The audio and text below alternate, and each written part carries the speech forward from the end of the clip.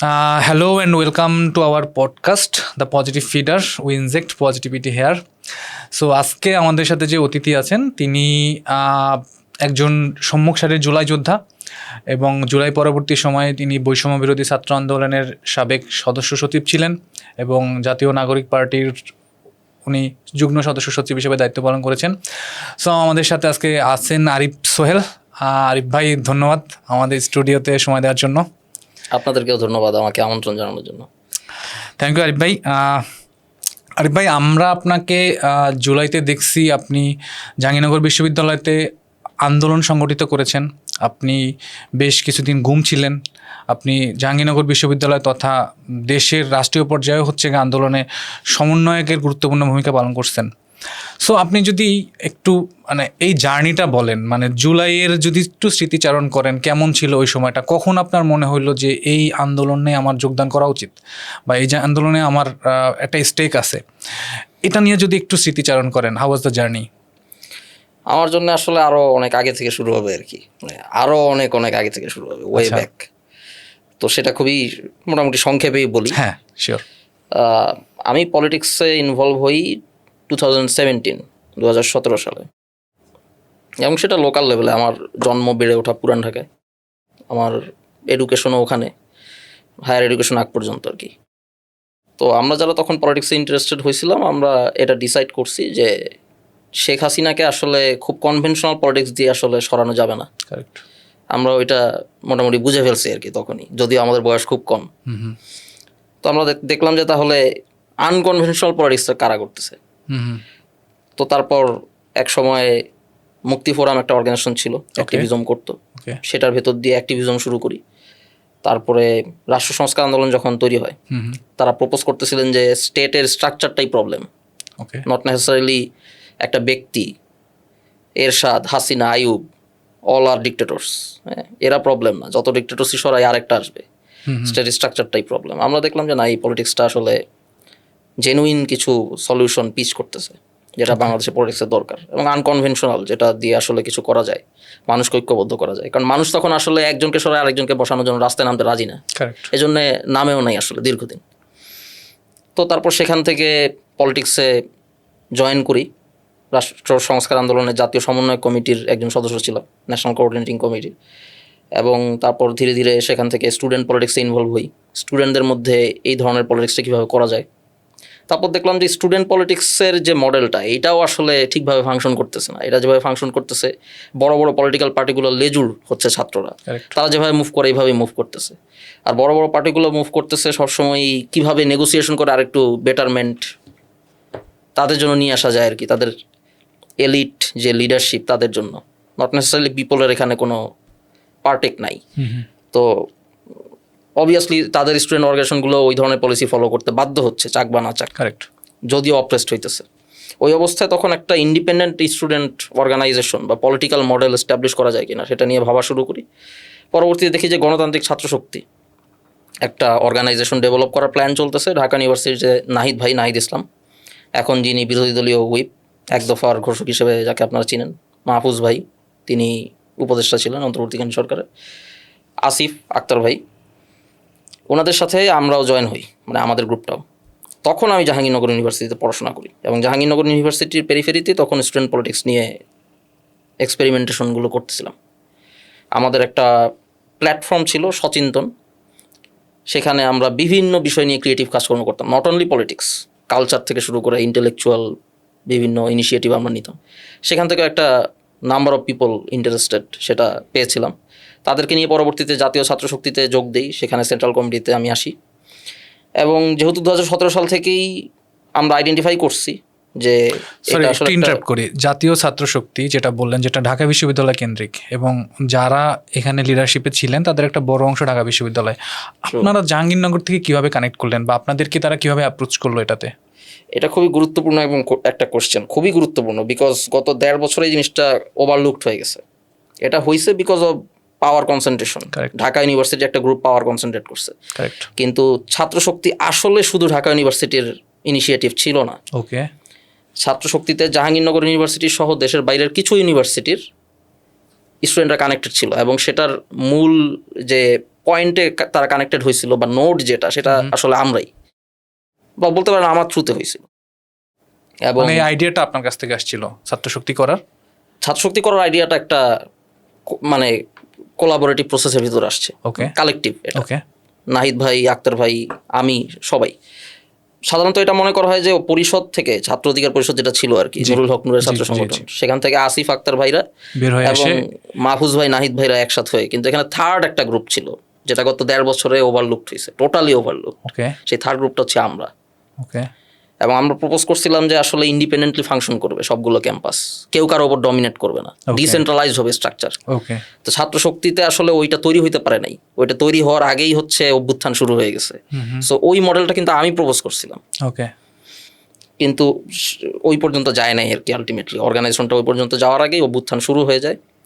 এবং যেহেতু তখন আমরা নতুন একটা মডেল স্টুডেন্ট পলিটিক্স চর্চা করতেছি, so we are very active. এবং কোটা সংস্কার আন্দোলন যখন শুরু হয়ে গেল, তখন এই আন্দোলনে অংশগ্রহণ করা এবং এটা ভূমিকা রাখাটা তো অবশ্যই আমাদের জন্য একটা দায়িত্ব, যে কোনো স্টুডেন্ট অর্গানাইজেশনের জন্যই দায়িত্ব। এবং আমরা যে মডেলটা প্র্যাকটিস করতেছিলাম তখন পর্যন্ত, সেটার কারণেই মূলত জাহাঙ্গীরনগর বলেন বা বিভিন্ন ক্যাম্পাসে বলেন, যেখানেই ছাত্রশক্তি ছিল, দেখা গেছে যে ছাত্রশক্তি মূল লিডারশিপে চলে আসছে। এটা কোনো কনস্পিরেসি না, এটা হইতে পারছে বিকজ ডিসেন্ট্রালাইজেশন এবং কি বলবো, ইনিশিয়েটিভ নেওয়ার জায়গাটা ওপেন থাকে, ক্রিয়েটিভ ইনিশিয়েটিভ নেওয়ার জায়গাটা ওপেন থাকে। অন্যান্য স্টুডেন্ট অর্গানাইজেশনগুলো ছিল টপ টু বটম, খুবই রিজিড, সেন্ট্রালাইজড। আমরা যেহেতু ওরকম ছিলাম, আমাদের ক্যাম্পাসগুলোতে কোন সিচুয়েশনে কী করতে হবে সেটা আমরাই, মানে ওই ক্যাম্পাসের স্টুডেন্টরাই ডিসিশন নিত বা স্টুডেন্ট লিডাররাই ডিসিশন নিত, এবং খুব দ্রুত তারা সেটা করে ফেলতে পারতো। এটা বারবার সেন্ট্রাল থেকে অ্যাপ্রুভ করানো লাগতো না। আপনারা কি সিগনিফিকেন্টলি দৃশ্যমান কোনো অ্যাক্টিভিটিস ক্যাম্পাসে করতে পারতেন? কারণ দেখা গেছে যে প্রত্যেকটা ক্যাম্পাসেই ছাত্রলীগের যে প্রভাব ছিল, সে কোনো বিরোধী শক্তিকে একসেপ্ট করতো না, সে ডিমোলিশ করে দিত বিরোধী শক্তিকে। তো সেক্ষেত্রে একটা উদীয়মান শক্তি, ছাত্র শক্তি আপনি যেটাকে বললেন, সেটা তো একটা উদীয়মান শক্তি। আপনারা বললেন আপনারা নিজেদের মতো করে ফাংশন করতেন, এটা কি সিগনিফিকেন্ট কিছু ছিল কি না? যদি থাকতো তাহলে ছাত্রলীগ কেন এটাকেও মানে বা কিভাবে এটাকে ডিল করছে, আপনারা কিরকম চ্যালেঞ্জ ফেস করছেন? ছাত্রশক্তি যখন প্রথম আত্মপ্রকাশ করে, গণতান্ত্রিক ছাত্রশক্তি, এখন তো জাতীয় ছাত্রশক্তি এটা না আর কি, প্রথম যখন আত্মপ্রকাশ করে 2023 সালে, আত্মপ্রকাশের দিনই ছাত্রলীগ অ্যাটাক করে। ওকে। এবং আক্তার ভাইকে খুবই বাজেভাবে হচ্ছে তারা ইনজুর করে, এবং আমাদের অনেকের উপরেই সেদিন অ্যাটাক হয়। ছাত্রশক্তি তখন পর্যন্ত আসলে একটা ফরমেটিভ ফেজে ছিল। ওই পর্যায়ে আমরা কিন্তু আসলে একদিক থেকে দেখতে গেলে আমরা খুব বড় কিছু না, আসলেই আমরা খুব বড় কিছু না। We are nothing if you compare with Chhatra Dal, Shibir, nothing. The only thing that matter আমাদের পলিসি। আমাদের পলিসি ছিল যে প্রত্যেকে তার নিজের জায়গা থেকে ইনিশিয়েটিভ নিয়ে কাজ করবে, ডিসেন্ট্রালাইজড, নো সেন্ট্রালাইজড অথরিটি ওই অর্থে, কোঅর্ডিনেশন আছে, সেন্ট্রালাইজড কোঅর্ডিনেশন, কিন্তু অথরিটি না ওই অর্থে। ক্রিয়েটিভভাবে পলিটিক্সটা করার চর্চা, এবং মোস্ট ইম্পর্টেন্টলি কোনো মাদার পার্টি না থাকা। এই ফিচারগুলাই আমাদেরকে কোটা সংস্কার আন্দোলনের সময় লিডারশিপে নিয়ে আসছে, নাথিং এলস। আমাদের সাইজও না, অন্য কোনো কিছু না, আমরা এত বড় কিছু ছিলাম না আসলে। ওকে। কিন্তু কারেক্ট ওয়েতে পলিটিক্সটা আমরা চর্চা করার চেষ্টা করছি, যেটা আমাদের কাছে মনে হয়েছে এফেক্টিভ হবে, এবং এটা প্রুভ হয়েছে আসলে। সবসময় আমরা বইয়ে পড়ে আসছি, লেনিনের বইয়ে পড়ে আসছি, মাওয়ের বইয়ে পড়ে, সংখ্যা ম্যাটার করে না, সঠিক রাজনীতি, তাত্ত্বিক কথা মনে হইতো, কিন্তু লেনিন মতো জেনুইন রেভলিউশন করছে আসলে। তো এই কথাটা যে আসলে বাস্তব, এইটা জুলাই গণঅভ্যুত্থানে আমি দেখছি। লিটারালি 15-20 জন জাস্ট কারেক্ট পলিটিক্স, কারেক্ট ওয়েতে পলিটিক্সটা করছে দেখে, রাইট টাইমে রাইট পলিটিক্সটা করছে দেখে লিডারশিপ পজিশনগুলোতে আসছে আর কি। তো মূলত এই পলিটিক্সের ভেতরে ছিলাম, সেই মোটিভেশন থেকেই কোটা সংস্কার, এবং কোটা সংস্কার যখন দ্রুত গণঅভ্যুত্থানের দিকে মোড় নিল, তখন আমরাও সেভাবেই সেটাকে ডিল করার চেষ্টা করলাম, বিকজ উই ওয়ার পলিটিক্যাল। তো ওই দিক থেকে ওই সমস্যাটা হয় নাই আর কি, ট্রানজিশনের সমস্যাটা হয় নাই। এবং যখন আসলে ক্ল্যাশের দিকে যাচ্ছিল ট্রানজিশনটা, আমরাও চাচ্ছিলাম যেটা আরও বড় কিছুতে ট্রানজিশন হোক, শুধু কোটাতে না থাকুক। এই জন্যই আমরা বৈষম্য বিরোধী ছাত্র আন্দোলন নামটা কিন্তু ব্যবহার করছিলাম। ওকে। এই প্ল্যাটফর্মটা ফরমেশনের ব্যাকগ্রাউন্ডটা যদি একটু বলেন, মানে কখন এই প্ল্যাটফর্মটা হইলো বৈষম্য বিরোধী ছাত্র আন্দোলন, এবং এখানে কারা যোগদান করলো, এবং কিভাবে এটাকে মানে পুরা সংগঠনটা, মানে এই সংগঠনটাকে দাঁড় করাইলেন আপনারা? বৈষম্য বিরোধী ছাত্র আন্দোলন তো মূলত ছিল একটা মঞ্চ টাইপের প্ল্যাটফর্ম, সবাই অরিজিনাল যে মেকআপটা ছিল। এবং সেখানে প্রথম যে ব্যাপারটা ঘটেছে সেটা হচ্ছে নাম, বৈষম্য বিরোধী ছাত্র আন্দোলন নামটা। আমরা এটা ডিসাইড করেছি যে আমরা আসলে আমাদের পলিটিক্সটাকে যতটা সম্ভব ফার্দার থ্রো করতে চাই, ওকে। যেটা 2018 সালে আপনারা দেখেছেন যে পুরোপুরি ছাত্রলীগ বিদ্রোহী অংশ দিয়ে কোটা সংস্কার আন্দোলনটা লেড হয়েছে আর কি, নূর ভাই, রাশেদ, ফারুক ভাই, ওনারা। তো ওখানে গ্রেটার পলিটিক্যাল ভিশনটা একটু অনুপস্থিত ছিল, এখানে একটু না, ভালো রকমই অনুপস্থিত ছিল, যার কারণে একটা পর্যায়ে গিয়ে খুব বেশি কিছুতে সেটা ট্রান্সলেট হয়নি। কিন্তু আমাদের এখানে এন্টি হাসিনা, এন্টি ফ্যাসিস্ট অ্যাক্টিভিস্টরাই কোটা সংস্কার মুভমেন্টের লিডারশিপ নিয়ে নিয়েছিল। Correct. Chhatra Shakti was a significant part of that. এবং তারপরে এই কারণেই এখানে গ্রেটার একটা পলিটিক্যাল ভিশন ছিল। সেই জায়গা থেকেই আমরা বলেছি যে কোটার যে বৈষম্যটা, সেটা মূলত পুরো বাংলাদেশের স্টেটের যে বৈষম্যমূলক কাঠামো, সেটার একটা রিফ্লেকশন মাত্র। এখানে সামাজিক ন্যায় বিচার নাই, সাম্য মানবিক মর্যাদা নাই, যেই প্রমিসের উপর বেস করে বাংলাদেশ এস্টাবলিশ হয়েছে। তো আমরা আসলে কোটার বৈষম্যের বিরুদ্ধে যখন ফাইট করতেছি, ইন এ সেন্স আমরা আসলে বাংলাদেশ রাষ্ট্র কাঠামোর বিরুদ্ধেও ফাইট করতেছি, বৈষম্যমূলক রাষ্ট্র কাঠামোর বিরুদ্ধে। তো আমরা বৈষম্যবিরোধী ছাত্র আন্দোলন, দ্যাটস ওয়াই। সো আপনারা কোটা আন্দোলনটাকে বা কোটার বিষয়টাকে সামনে রেখে মেইনলি এই সিস্টেম বা এই রাষ্ট্রকে চ্যালেঞ্জ করার আন্দোলনটা করছিলেন, তাই তো? Yes, correct. ইয়েস। ওকে, ফাইন। আবার আসি জাহাঙ্গীরনগরের আলোচনায়। সো জাহাঙ্গীরনগরে মানে আন্দোলনটা কিভাবে বেগবান হলো? ধরেন আমরা দেখলাম যে জাহাঙ্গীরনগর সম্ভবত ফার্স্ট ইউনিভার্সিটি যেখানে ছাত্রলীগকে বিশ্ববিদ্যালয় থেকে বের করে দেওয়া হয়েছে।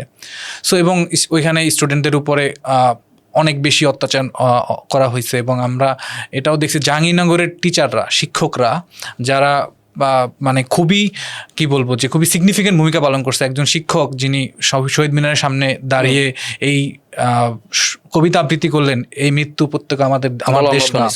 সো এটা অসাধারণ। এটা আমাদের যারা আমরা বাইরে ছিলাম আমাদের সবার গুজবাম দিছে। একজন শিক্ষক যেভাবে উনি আবৃত্তি করছেন, আপনাদের একজন শিক্ষিকা সম্ভবত প্রথম হাসিনার ছবি তার রুম থেকে নামায় রাখছে। সো এগুলো অনেক সিম্বলিক ব্যাপার এগুলা। এবং মুখে যে লাল ব্যানার, মুখে লাল বেঁধে শিক্ষকরা যে মার্চ করলো, এটাও মনে হয় সর্বপ্রথম জাহাঙ্গীরনগর বিশ্ববিদ্যালয় হলো। সো এই যে ইনিশিয়েট করা একটা অর্গানিক মুভমেন্ট, সো এটাকে আপনি কিভাবে দেখছেন? বা আপনি গুম হলেন, তারপরে ফেরত আসলেন, তো এই জার্নিটা যদি একটু বলেন সংক্ষেপে। ওকে, জাহাঙ্গীরনগর ইউনিভার্সিটি বেশ কিছু দিক থেকে খুব ইউনিক। প্রথমত ছাত্রলীগ ওখানে কিছু স্ট্রাকচারাল কারণেই একটা পর্যায়ের পরে গিয়ে আর বেশি অপ্রেসিভ হইতে পারতেছিল না। নট নেসেসারিলি তারা খুব ভালো, এই জন্য না, কিন্তু ওটা জাহাঙ্গীরনগরের এনভায়রনমেন্টের কারণেই। অন্যতম একটা রিজন হচ্ছে আমরা পূর্ণাঙ্গ আবাসিক, সবারই হলের সিট আছে। নট নেসেসারিলি আপনি ছাত্রদল হইলে হলে ঢুকতে পারবেন, থাকতে পারবেন, বিষয়টা মোটেও এরকম না। শিবির হইলে পারবেন, বিষয়টা মোটেও এরকম না।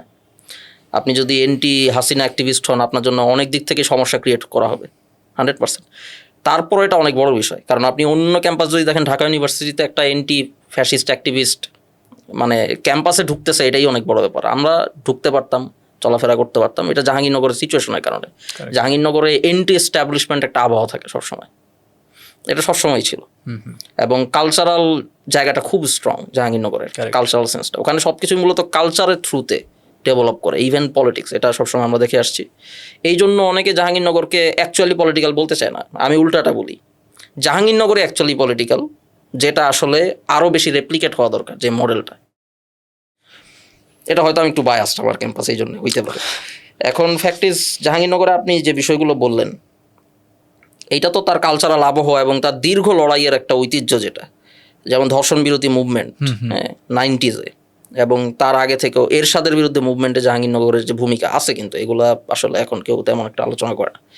তো সেই জায়গা থেকে একটা লিগেসি আছে, সেটা আমাদের শিক্ষকরা খুব ভালোভাবেই জুলাই আগস্টে তারা এটা বহন করেছেন, এটা তারা টেনে নিয়ে গেছেন। এবং স্টুডেন্টদের মধ্য থেকেও আমরা জাহাঙ্গীরনগরে যেটা আলটিমেটলি করতে পেরেছি, আমাদের ক্যাম্পাসের যে সলিডারিটি সব স্টুডেন্টদের মধ্যে, এটাও একটা ইউনিক। এটাও আমার মনে হয় জাহাঙ্গীরনগর ক্যাম্পাসে অনেক বেশি। তো এটাও খুব ভালোভাবে আমাদের কাজে এসেছে। 15 তারিখে যখন ছাত্রলীগের এগেনস্টে একটা রেভলিউশন হইলো ক্যাম্পাসে, সেটাই তো আলটিমেটলি 5 তারিখে ন্যাশনালি রেপ্লিকেট হইলো। কারেক্ট। 5 তারিখটা জাহাঙ্গীরনগরে 15 তারিখে ঘটছে, সিমিলার। ওখান থেকে ছাত্রলীগ সব তাড়ায় দিয়ে পুরো ক্যাম্পাস মুক্ত করে ফেলা হয়েছে। ক্যাম্পাসে আমরা গেট আটকায় দিয়ে, ব্যারিকেড দিয়ে পুরোটা আমরা মুক্তাঞ্চল ঘোষণা করে দিছি। এখানে কোনো ছাত্রলীগ আওয়ামী লীগ নাই। পুরাটা অ্যাডমিনিস্ট্রেশন সহ সব কিছু আমরা আমাদের হাতে নিয়ে নিছি, আমরা যারা স্টুডেন্ট ছিলাম। পরের দিন আবার আশেপাশের এলাকার যুবলীগ ওরা সবাই এক হয়ে অ্যাটাক করতে আসছে, সেটা আমরা আবার ট্যাকল করছি। আমরা ডিফেন্সিভ লাইন ক্রিয়েট করছি, প্রত্যেক হলে ডিফেন্ড করার জন্য আমরা রেডি হয়েছি। আমাদের রেডিনেস এতই বেশি ছিল, কারণ কমিউনিকেশন তো ফেসবুকে হইতেছিল, সবাই দেখতেছিল যে কি হইতেছে, ওরা ভয় অ্যাটাকই করে নাই। যদিও ইভেন ক্যাম্পাসে আপনারা বাইরেরও অনেক সাপোর্ট চেয়েছিলেন যে বাইরের মানুষজন যাতে হচ্ছে বিশ্ববিদ্যালয়ে জড়ো হয়, যাতে আপনাদেরকে সেভ করতে পারে ছাত্রলীগের এই ধরনের অ্যাটাকের হাত থেকে, এরকম একটা ক্যাম্পেইন আমরা দেখছিলাম ওই সময়। ওইটা হচ্ছে মূলত 17 তারিখের পর। 17 তারিখে যখন পুলিশ দেখলো যে পুরাটা আসলে তাদের কন্ট্রোলের বাইরে, মানে ল এনফোর্সমেন্ট অ্যাপারেটাস যখন দেখলো, তখন তো পুলিশ বিজিবি সব ঢুকে আমাদেরকে তাড়ায় দিল। তাড়ায় দেওয়ার পরে তখন কি হবে, এরপরে কি নেতৃত্ব সংকট এরকম। ঢাকা ইউনিভার্সিটি সহ অনেক বেশিরভাগ ইউনিভার্সিটি আমার মনে হয় যেটা হয়েছে 17 তারিখের পরে, এই যে ছত্রভঙ্গ হয়ে গেল আর তারা ওইভাবে ব্যাক করতে পারে নাই। এরপরে লড়াইটা হয়েছে মাঠে ঘাটে, কারেক্ট, বাজারে। কিন্তু এখানেও জাহাঙ্গীরনগর ইজ এক্সেপশনাল, কারণ আমি তখন হচ্ছে গিয়ে জাহাঙ্গীরনগরের পাশেই একটা এলাকা, ওখানে আমি ইন্টারনেট পাচ্ছি না। পাওয়া মাত্রই আমি আবার যোগাযোগ করে আমরা সবাই, আরও যারা লিডারশিপ ছিল সবাই, আমরা অল্প কিছু লোক নিয়ে আবার ক্যাম্পাসে ঢুকছি। এটা হচ্ছে 18 তারিখ, মানে পুলিশ অ্যাটাক করে ক্যাম্পাস নিয়ে নেওয়ার পরের দিনই পুলিশের সাথে ইন্টারাকশন হইলো। আমরা বললাম আমরা এখানে ঢুকছি, আমাদের ক্যাম্পাস, আমরা হল ভ্যাকেন্ট ট্যাকেন্ট এগুলো মানি না। পুলিশ বললো আবারও আপনাদের উপর অ্যাটাক করা হবে। দুই পাশে পুলিশ, আমরা অল্প কিছু লোক, কারণ 17 তারিখে অ্যাটাকের পরে অনেক পোলাপান ক্যাম্পাস ছেড়ে চলে গেছে। আসলে আমরা তো যাব না।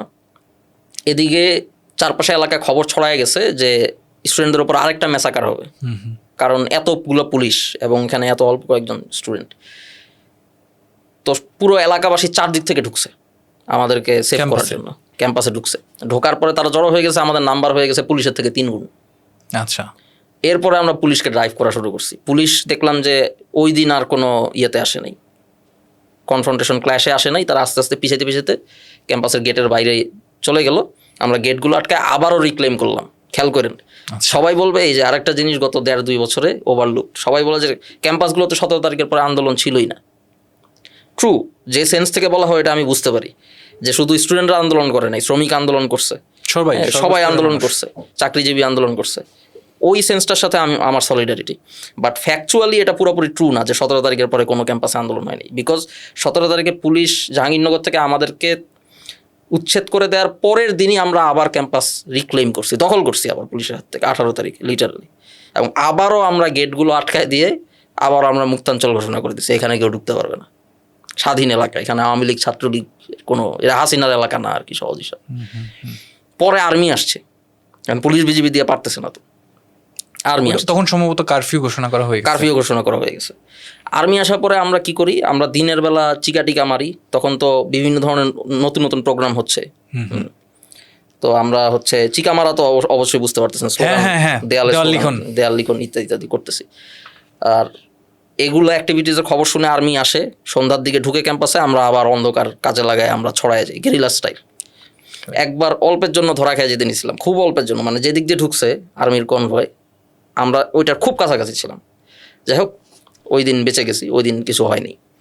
এবং এই সময়টায় আমরা আসলে যারা লিডারশিপ ছিলাম, আমি ব্যক্তিগতভাবে গার্মেন্টস কর্মীর বাসায় ছিলাম, ঠেলা আলার বাসায় ছিলাম। এটা খুব গুরুত্বপূর্ণ একটা ফ্যাক্টর। এবং এই সময় আমরা মিছিল টিছিল যখন করছি, ক্যাম্পাস থেকে আমরা এলাকায় ঢুকায় মিছিলগুলো করছি। ক্যাম্পাসে তো লোকজন নেই, এলাকায় লোকজন আছে, ওদেরকে কানেক্ট করতে থাকি। ওই সময় আমাকে অনেকে বলছিল যে ভেরি রিস্কি এবং এটা দরকার নেই, বাট ইট ওয়াজ মানে খুবই কারেক্ট একটা ডিসিশন, এফেক্টিভ ডিসিশন। জনগণ কানেক্টেড হয়ে গেছিল। অবশ্য তারপরেই ধরপাকড়গুলো শুরু হইল, যেটার রেজাল্টে আমি ধরা পড়লাম। এই কাহিনীটা হচ্ছে মূলত এরকম যে 25 তারিখ, 25 কি 26, এখন একটু মনে করতে কষ্ট হয় আর কি, যদি অল্প কিছুদিন আগেই আব্দুল কাদের আমাকে ফোন দিল ঢাকা থেকে। ফোন দিয়ে বললো যে ভাই, যারা সিনিয়র লিডার সবাই arrested, you are the most senior. বললাম আচ্ছা ঠিক আছে, কি করতে হবে? বললো যে ভাই, আমাদের তো স্টেটমেন্ট দেওয়া দরকার, এখন মুভমেন্টের দিক নির্দেশনা স্টেটমেন্ট দেওয়া দরকার, এবং আমরা মুভমেন্টে চালাই নিতে হবে। আমি বললাম অ্যাবসলুটলি এগ্রি। তখন বললো তাহলে আপনি যেহেতু মোস্ট সিনিয়র, আপনাকে ঢাকায় আসতে হবে। ঠিক আছে। এখন আমি যে ঢাকায় যাব, এবং তখন আন্দোলন অলরেডি যেদিকে চলে যাচ্ছে, সরকার বিরোধী রূপ নিয়ে নিছে। তো আমি তো বুঝতেছি যে আমি ফেরত আসবো না, আসার সম্ভাবনা 10-20%। এবং কাদের যেই স্টেটমেন্টের কথা বলতেছে, এটা তো আমিও বুঝছি আর কি, ইঙ্গিতটা কি। এক দফা আসলে এটা, ও যে স্টেটমেন্টের কথাটা বলতেছে। তো এটা যখন দিতে হবে, তাহলে তো জীবিত ফিরে আসার সম্ভাবনা খুব কম। এখন ইউনিভার্সিটির পাশেই বাসা, আমার বোনও জাহাঙ্গীরনগর ইউনিভার্সিটিতে পড়ে, আমার মাও আছে ওখানে, বড় ভাইও আছে।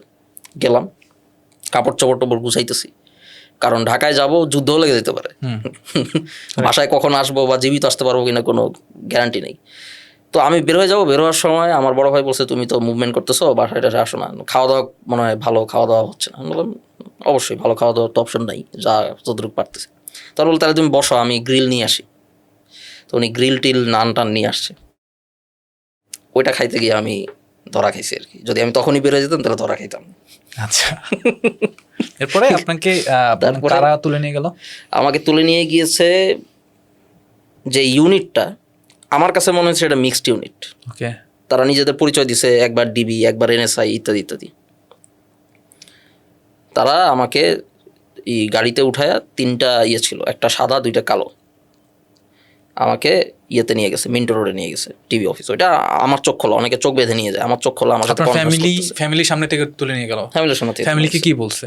ফ্যামিলিকে বলছে আমাদের স্যার ওখানে আছে, একটু কথা বলে ছেড়ে দিবে। আমরা তো বুঝতেছি আসলে নিয়ে যাবে। ওকে।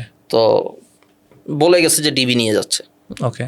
আমিও বললাম যে সমস্যা নেই। এর মধ্যে আমি আমার বোনকে অনেকগুলো কন্ট্যাক্টস দিয়ে রাখছিলাম, এটা আর আমার বোনদেরকে আমি অনেক আগে থেকে রেডি করতেছি যে একদিন আমাকে তুলে নিয়ে যাবে, একদিন এরকম হবে, আচ্ছা। তো এগুলোর জন্য তোমাদের রেডি থাকতে হবে। তো ওদেরকে আমি দিয়ে দিছিলাম যে এই কন্ট্যাক্টগুলোতে ওরা যাতে জানায় দেয় আমাকে পিক করলে। তো এরপরে আমাকে নিয়ে গেছে ডিবি অফিসে, নিয়ে গেছে। ডিবি অফিসে নিয়ে যাওয়ার পরে আমাকে রাখলো একটা জায়গায়, এইরকম একটা লাইট, পুরোটা অন্ধকার, একটা টেবিল চেয়ার, ঘুম আসতেছে প্রচণ্ড, ঘুমানো কোনো অপশনই নেই। এবং লাইটটা একটা অত্যাচার আর কি। আচ্ছা। পুরো সেটিংটাই একটা টর্চার আসছে। ওরকম একটা জায়গায় আমাকে 1-2 দিন রাখছে। আমি এক্স্যাক্টলি টাইমের সেন্সটা আমার নাই, কতক্ষণ রাখছে। এর মধ্যে আইসা মাঝে মাঝে কথা বলতো এরকম। পরে হচ্ছে আমাকে নিয়ে আমার নাম টাম লিখলো, এইগুলো করে আমাকে ডিবির হাজতে নিয়ে গেলো। আচ্ছা। ডিবির হাজতে দেখলাম ওখানে বিএনপি জামায়াতের অনেক বড় বড় নেতারা, হ্যাঁ, এছাড়াও সাধারণ কর্মী, সবাই একসাথে, মোটামুটি সব একসাথে ধরে একসাথে ঢুকাই দিছে। ইমার্জেন্সি অ্যারেস্ট বোঝাই যাচ্ছে। তো একটা পর্যায়ে আমাকে নিয়ে গেল জিজ্ঞাসাবাদের জন্য। জিজ্ঞাসাবাদ করলো করার পরে মজার একটা ঘটনা আছে। আমাকে বলতেছে নুরুল হক নুরের সাথে তো আপনার সম্পর্ক অনেক ভালো। আমি বললাম না, আমি আসলে ওনার পলিটিক্সটা তো সাবস্ক্রাইব করি না, ওনার স্টাইলের পলিটিক্স আমি করি না আসলে। আচ্ছা। তা বললো আন্দালিব রহমান পার্থ ভাই, ওকে ঠিক আছে, জেন্টলম্যান। আচ্ছা বলে কি জানি লিখছে, লেখার পরে আমাকে আবার পাঠিয়ে দিছে হাজতে। এর মধ্যে আমাকে বললো যে আপনি আন্দোলন প্রত্যাহার করেন, আপনি একটা সাদা কাগজে সাইন দেন, আন্দোলন প্রত্যাহার করেন। আমি বললাম আন্দোলন প্রত্যাহার করার ডিসিশন আমি একা নিতে পারবো না, বৈষম্যবিরোধী ছাত্র আন্দোলনের ডিসিশন কালেকটিভলি হয়। আমার একজনের আসলে এই অথরিটি নাই যে আমি এই ডিসিশনটা নিতে পারবো। তখন বললো তাইলে কি করতে হবে ডিসিশন নেওয়ার জন্য আপনাকে? আমি বললাম অন্য সবাইকে নিয়ে আসেন, তাহলে এখানে আমরা মিটিং করে দেখি ডিসিশন নিতে পারি কি। হ্যাঁ, তো আমি ওটা সাইন করি নি আর আন্দোলন প্রত্যাহারের। তারপরে আমাকে অনেক ভয়ভীতি দেখাইলো, হঠাৎ করে নিয়ে গিয়ে দেখাইলো যে মামলা দিয়ে দিছে, সেতু ভবন ভাঙচুরের মামলা দিছে আমাকে। 1 নম্বর আসামি আন্দালিব রহমান পার্থ, 2 নম্বর আমি। আচ্ছা। ততদিনে কি আপনার ফ্যামিলি তো অবশ্যই ডিবি অফিসে কানেক্ট করার চেষ্টা করছে, তাদের কাছে কি কোনো ট্রেস ছিল? কারণ আমরা আপনাকে খুঁজে পাওয়া যাচ্ছে না, আরিফ সোহেল কোথায়, এই ধরনের ব্যানার দেখছি অনেক ফেসবুকে তখন। হ্যাঁ, সো আপনার বোনও সম্ভবত এরকম একটা প্ল্যাকার্ড নিয়ে দাঁড়িয়েছিল, এরকম একটা ছবিও আছে যে আরিফ সোহেল কোথায়, আমার ভাই কোথায়। সো ততদিনে কি আপনার ফ্যামিলিকে কোনোভাবে জানানো হচ্ছে না আপনি কোথায় আছেন? না, আমার ফ্যামিলি খোঁজ পাচ্ছিল না। একবার সাভার ডিবি অফিসে গেছে, মিন্টো রোডের এখানেও আসছিল, বিভিন্ন জায়গায় গেছে, সবখানেই তারা কাস্টডি অস্বীকার করছে, আমাদের কাছে নাই। মানে টেকনিক্যালি আপনি গুম ছিলেন? আমি প্রথম 1 কিংবা 2 দিন, একদিন তো আর গুম থাকে না, 24 ঘন্টা আসলে সময় থাকে, 24 ঘন্টার মধ্যে স্বীকার করতে হয়। আমি তারপর 1-2 দিনের মতো আমি মনে হয় গুম ছিলাম, মানে 48 আওয়ার্স অথবা তার বেশি আমাকে তারা আসলে শো করে নাই, অ্যারেস্ট শো করেনি। আচ্ছা, এইটা কনফার্ম। আর তারপরে যখন আমি হাজতে আমার নামে মামলা দিতেছে, লিগাল প্রসিডিওর আগায় নিয়ে গেছে, তখনও কিন্তু আমার ফ্যামিলি কিচ্ছু জানে না।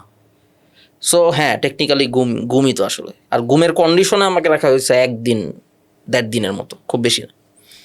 তো তারপরে আমাকে রিমান্ডে দেওয়া হইলো। রিমান্ডে দেওয়ার পরে এরকম রিমান্ডের জন্য কোশ্চেন, জিজ্ঞাসাবাদের জন্য আমাকে ডাকবে ভাবতেছি, কিন্তু ডাকতেছে না। বেশ কয়েকদিন চলে গেছে, 6 দিনের রিমান্ড, বেশ কয়েকদিন চলে গেছে, ডাকতেছে না। এর মধ্যে হাসনাত এবং সাজিদ ভাই একদিন আমার সাথে দেখা করতে আসছে। 2জনকে দেখলাম, 2 পাশে ডিবির অফিসাররা আছে। মানে দেখা করতে আসছে কি তারা নিজের ইচ্ছায় আসছে আপনার সাথে দেখা করতে, নাকি তাদেরকেও ধরে নিয়ে আসা হয়েছে? এটা একটু এক্সপ্লেইন করবেন আর কি। আমি যে পজিশনে ছিলাম হাজতের ভেতরে, অন্যান্য অপরাধীদের মতোই, মানে অপরাধী হিসেবে রাষ্ট্র যাদেরকে চিহ্নিত করছে আর কি, তাদের মতোই আমি আছি তো ওনাদের ওই কন্ডিশনেই। ওনারা তো আমি দেখলাম ঘুরতেছে। এবং এটা Openly. এটা একটা প্রচলিত রিউমারও আছে যে তারা তাদের প্রোটেকশনে ছিল, হাসনাত এবং সার্জিস, এই দুইজনের নাম বলা হয়, আমরা জানি না। এটা আসলে ওনারা বলতে পারবেন, ওনারা বলতে পারবেন। But they were free to move, right? হ্যাঁ, আমি তো দেখলামই। তারা অ্যাটলিস্ট ওইখানে বন্দি ছিল না আপনার সাথে যখন দেখা করতে আসছে, আপনি তাদের না, বন্দি ছিল না। দেখা নেই। ওকে, আমার সাথে দেখা করে তার খোঁজ খবর নিছে কি অবস্থা আমার। ওকে, তারপরে ওখানে নেতাদের সাথে সালাম টালাম দিল, ওকে, আরও যারা বিএনপি জামাতের নেতা টেতা ছিল, সালাম টালাম দিয়ে দুই পাশে ডিবি অফিসাররা ছিল, মোস্ট প্রবলি ডিবি অফিসার, তাদেরকে গার্ড করতেছিল। সো তারা অবজারভেশনে ছিল, কিন্তু আমি যেরকম লিটারালি বারের পেছনে ছিলাম, মানে জেলখানায় ছিলাম, আমি ওরকম কন্ডিশনে ছিলাম না। ওনারা ওপেনলি আসলে মুভ করতে পারতেন এরকম বিষয়। তো আমি যেখানে ছিলাম তার উপরের তলায় মোস্ট প্রবাবলি তাদেরকে স্টেটমেন্ট নেওয়া থেকে শুরু করে যা যা আমরা দেখছি পরবর্তীতে, আপনারা যেটা টিভিতে দেখছেন, মানে 6 সমন্বয়কের যে ঘটনাটা, সেটা ওইখানে ঘটছে আর কি। ইভেন যখন 6 সমন্বয়কের হচ্ছে গিয়ে স্টেটমেন্ট নেওয়া হয় বা তাদেরকে আটক রাখা হয়, ডিবিওটা এক্সপ্লেন মানে ওপেন করতেছিল, বাট তখনও আমরা শুনছি যে আপনি কোথায় আছেন এটা মানে এক্সপ্রেস করতেছিল না। বিশেষ করে আপনার মুক্তি যারা দাবি করতেছিল তারা বলতেছিল আরিফ সোহেল কোথায় এখন আমরা জানি না। আমাকে যখন আটক রাখা হয় তখন এটা বলা হয়েছিল মোস্ট প্রবাবলি, যতটুকু আমি স্মরণ করতে পারি, যে সাইন করলে, আন্দোলন প্রত্যাহারে সাইন করলে আমাকে অন্যদের কাছে নিয়ে যাওয়া হবে। অন্যরা কারা আমি নট শিওর, ওকে, হইতে পারে বাকিরা যারা ছিল তাদের কাছে। ওকে, এখন এই জিনিসটা আসলে এক একজন এক এক সিচুয়েশনে ছিল, তো কাকে কিভাবে ডিল করছে উই ডোন্ট নো। সবাইকে কম বেশি টর্চার করছে। কারেক্ট। সো ভাই, আমি যদি আরেকটু বলি, আপনি হচ্ছে গিয়ে আপনার একটা ইন্টারভিউতে আপনি বলতেছিলেন যে আপনি 5 আগস্টের যে ঘটনা আমাদের দেশে যেটা ঘটছে, এটা কোনো অংশেই ফ্রেঞ্চ রেভলিউশনের যে ভার্সাই রাজপ্রাসাদ দখল করা বা জারের হচ্ছে গিয়ে প্রাসাদ দখল করার থেকে কম না। সো এই ঘটনাটা এত বড় একটা ঘটনা, এই ঘটনাটাকে আমাদের একটা প্রচলিত কনফ্লিক্ট আছে, এটাকে আমরা বিপ্লব বলবো নাকি গণঅভ্যুত্থান বলবো নাকি শুধুমাত্র আন্দোলন বলবো? সো এই রকম একটা ঘটনা, এটা তো একটা বৈপ্লবিক ঘটনা, এটাকে আপনি যাই নাম দেন, বিপ্লব বলেন, অভ্যুত্থান বলেন, এটা কি অভ্যুত্থান বলে অথবা হচ্ছে গিয়ে না শুধুমাত্র আন্দোলন বলে এটার পরিসরকে কি একটু ছোট করে দেওয়ার চেষ্টা হয় কিনা? বা সাথে একটা সম্পূরক প্রশ্ন করে রাখি, সেটা হচ্ছে কি আমরা কেন, যদি এটাকে বিপ্লব বলি, আপনার ভাষায় এটাকে বিপ্লব, তাহলে এটাকে কেন আমরা বিপ্লবের পরে বৈপ্লবিক সরকার গঠন করতে পারলাম না? ওইখানে আমাদের ছাত্র নেতাদের কি কি কি কি কাজ করছিল যেটার কারণে আমরা পারি নাই? যদি একটু ডিটেলে বলেন, কারণ ওই সময় আপনি এই ডিসিশন মেকিংগুলো ইনভলভ ছিলেন বলে আমি জানি। হ্যাঁ, এখানে যে বিষয়টা ঘটেছে সেটা হচ্ছে, গত 1.5 বছরে আমি বারবার এটা আর্গু করেছি, বিভিন্ন জায়গায় আর্গু করেছি যে এখানে আসলে একটা বৈপ্লবিক ঘটনা ঘটেছে, এটাকে অ্যাজ সাচ এভাবেই রেকগনাইজ করা উচিত। বাট আমি কখনোই বলি নাই যে বিপ্লবটা কমপ্লিট। এবং আপনি ফ্রেঞ্চ রেভলিউশনকে যেরকম আপনি এখন বলতেছেন ফ্রেঞ্চ রেভলিউশন, হিস্ট্রিক্যাল একটা correct term, recognised, this is the true term. July revolution, এই টার্মটা ট্রু না ফলস এটা বলার সময় এখনো আসে নাই। ওকে, এটা ট্রু হয়ে যেতে পারে, ফলসও হইতে পারে। একদিন জুলাই রেভলিউশন বললে মানুষ হাসতেও পারে, হ্যাঁ, বলতে পারে কি বলে উল্টা, ওকে, হইতেই পারে। কারণ হচ্ছে এই ধরনের ঘটনাগুলো আসলে চলমান, মানে ইতিহাসের চলমানতার মধ্যে থাকে, নট ডিসাইডেড। এরকম একটা সিচুয়েশনে আমরা হয়তো বা এখনও আছি। হ্যাঁ, যদিও বিপ্লবটা, মানে বৈপ্লবিক প্রক্রিয়াটা ব্যর্থ হওয়ার একদম কাছাকাছি চলে আসছি আমরা। মোস্ট প্রবাবলি কিছুদিনের মধ্যেই জুলাইকে আর বিপ্লব কোনোভাবেই বলা সম্ভব হবে না, এরকম দুঃখজনকভাবে হলেও তৈরি হয়েছে পরিস্থিতি। তাহলে আসলে কি বলতে চাইতেছি, আমি যখন বলছি যে জারের প্রাসাদের অ্যাটাক হওয়া কিংবা ফ্রেঞ্চ রেভলিউশনের ঘটনাগুলো, এই ঘটনাগুলো যদি আপনি জুলাইয়ের সাথে মিলান, আপনি কোনো অমিল দেখতে পাবেন না। জুলাইও তো সর্বোচ্চ যে এক্সিকিউটিভ, রাষ্ট্রের নির্বাহী ক্ষমতা যার কাছে, প্রধানমন্ত্রী, তার গণভবন, তার ভবনটা জনগণ নিয়ে নিছে, তাকে উৎখাত করছে। যেটা জনগণ আসলে বা নেতৃত্ব তখন করতে পারেনি, সেটা হচ্ছে জনগণের এই ক্ষমতাটাকে তারা প্রতিষ্ঠিত করতে পারেনি। এখানে আসলে আলটিমেটলি যেটা হয়েছে সেটা হচ্ছে বিপ্লব তো পুরনো ব্যবস্থাকে পুরোপুরি অস্বীকার করা, নতুন ব্যবস্থা তৈরি করার কমিটমেন্ট দেওয়া। এবং নতুন ব্যবস্থা কিন্তু আপনার আমার অ্যাপ্রুভালের জন্য বসে থাকে না। একটা উদাহরণ দিই, 5, 6, 7 তারিখ, 3টা দিন, এই 3 দিন কে চালাইছে বাংলাদেশ? দেশে কোনো সরকার ছিল না। অ্যাকচুয়ালি ছিল। কে ছিল? উইদাউট সরকার নিরাপত্তা কি পসিবল? সিকিউরিটি দেওয়ার দায়িত্ব কার?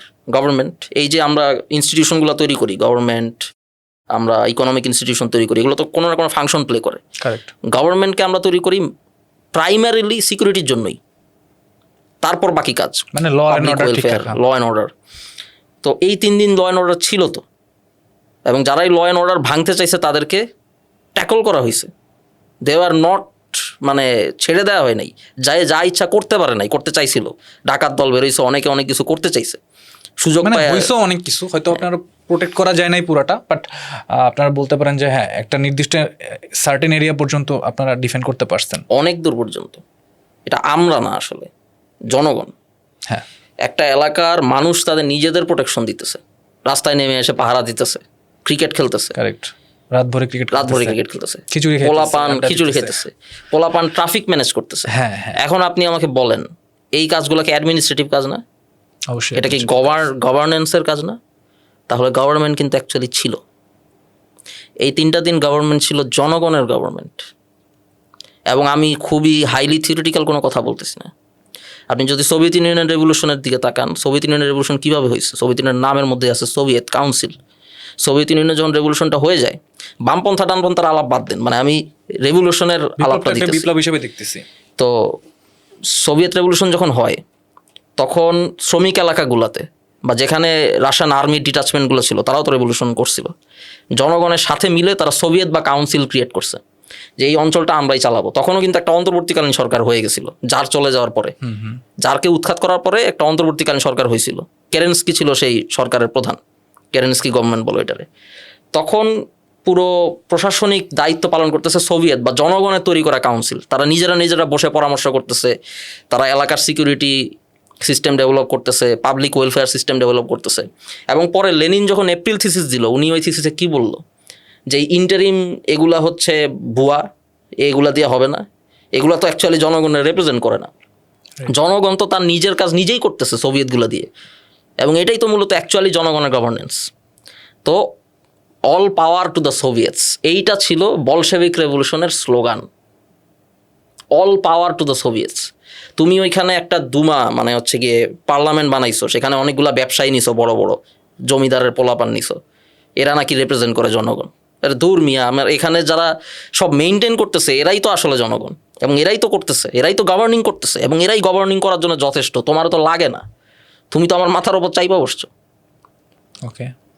তারপরে কিভাবে সোভিয়েতগুলো একটা সুনির্দিষ্ট পার্টি দখল করলো, কিভাবে সোভিয়েত ইউনিয়ন অথরিটেটিভ হয়ে উঠলো, এটা অনেক লম্বা আলাপ, ওই আলাপে থিওরিটিক্যাল আলাপে না ঢুকি। কিন্তু এইটুকু এখন আপনি 24-এর সাথে প্যারালাল দেখেন, 24-এর উপরে বসান আপনি এই স্ট্রাকচারটা, মিলে যায় কিনা।